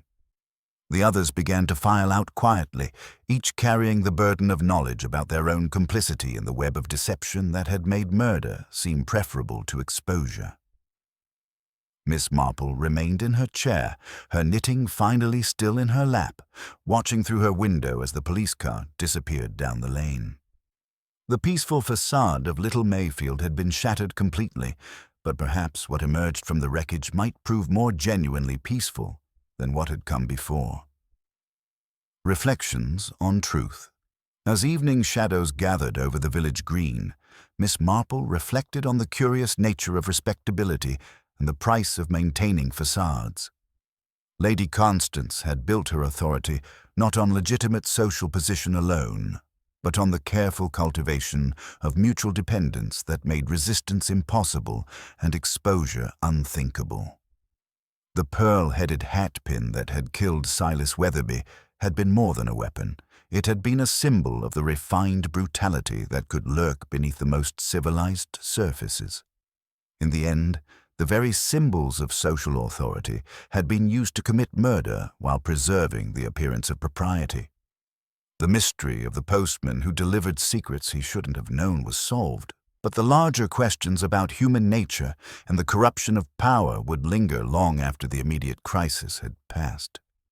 Miss Marple had seen justice done, but she understood that the real work of rebuilding trust and genuine community was only just beginning. As the church bells chimed the hour with their customary serenity, she took up her knitting once more, her pale blue eyes already turning toward the future challenges that would face a village learning to build respectability on foundations of truth rather than fear. The pattern in her hands, like the pattern of human behavior, required patience, attention to detail, and the understanding that every thread, however small, played its part in the larger design of justice. Winter crept into Little Mayfield with the gentle persistence of truth itself, laying frost upon the hedgerows and silvering the church spire that had witnessed such extraordinary revelations.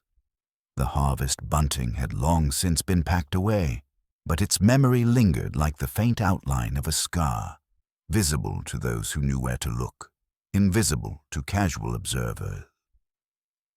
The village moved more quietly now, as if embarrassed by the memory of its recent frenzy, yet there was something cleaner in the air, something that spoke of hard-won honesty rather than comfortable deception.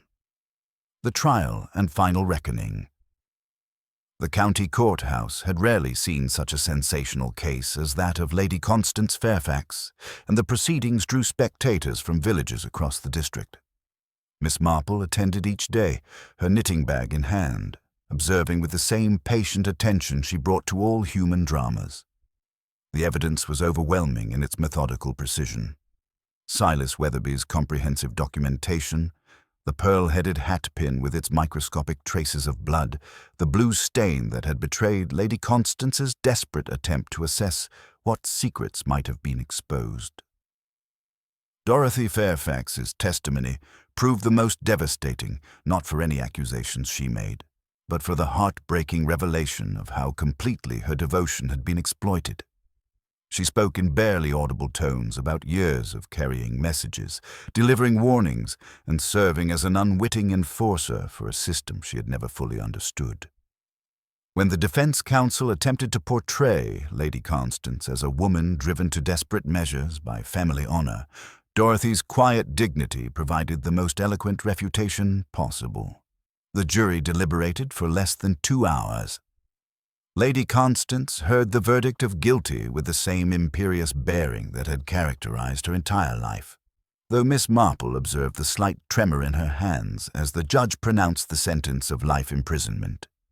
Even in defeat, she maintained the facade of authority that had served her so well, but the crown had finally fallen from the head that had worn it so ruthlessly. Individual reckonings. The weeks that followed brought a complex mixture of consequences and unexpected opportunities for redemption. Geoffrey Hartwell, his agricultural frauds exposed but his genuine remorse apparent, worked with quiet determination to make restitution. The farm struggled under the weight of fines and legal costs, but neighbors who had previously been bound by fear began to offer genuine assistance. His wife, long aware of the irregularities but powerless to address them, took charge of the accounts with a competence that surprised no one except her husband.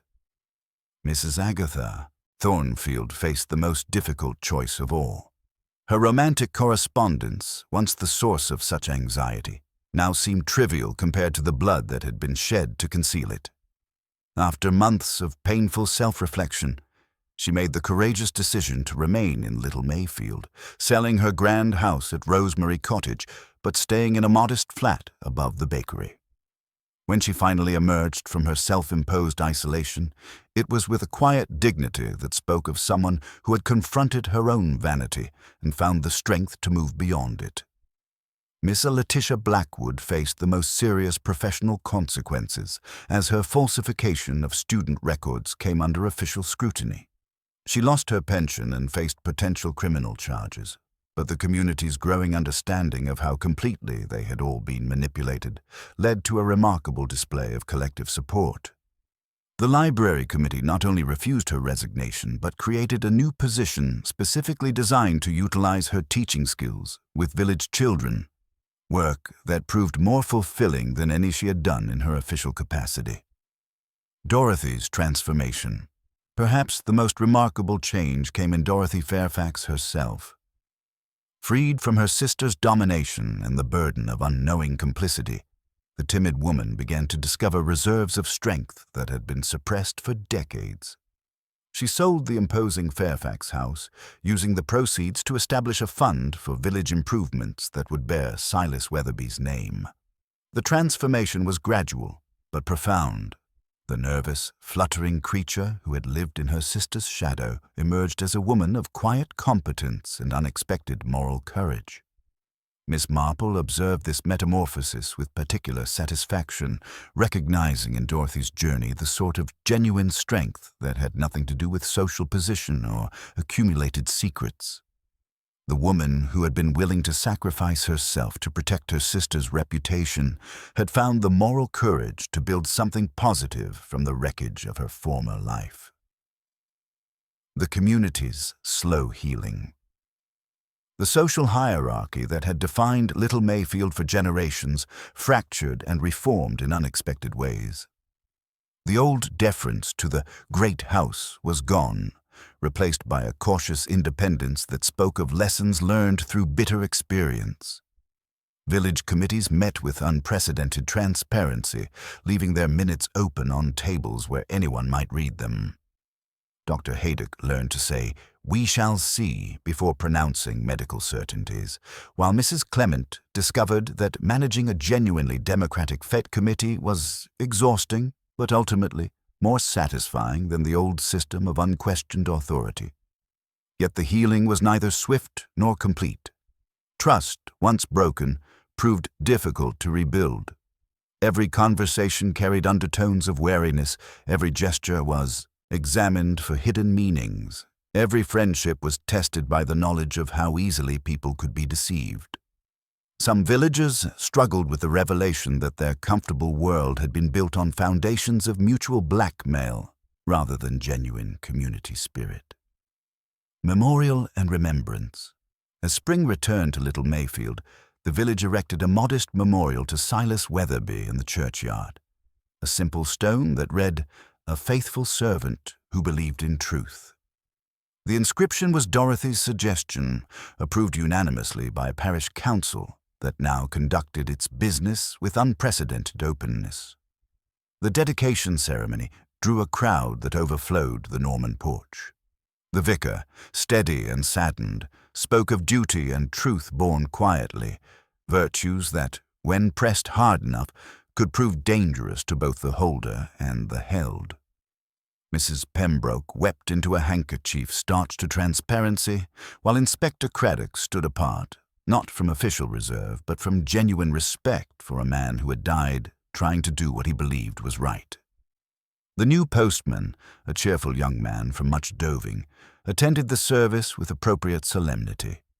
He had been cautioned by Mrs. Pembroke, gently and with a story that did not name names, about the weight that could accumulate in a postbag when one looked too closely at its contents. Silas's red bicycle had gone to a nephew in Banbury, but his legacy remained in the form of a brass plaque in the church, "For faithful service." Miss Marple's enduring wisdom. As the seasons turned and Little Mayfield settled into its new rhythms, Miss Marple continued her quiet observations from her cottage window. The case of the postman who delivered secrets he shouldn't have known was solved, but the larger mystery of human nature remained as complex as ever.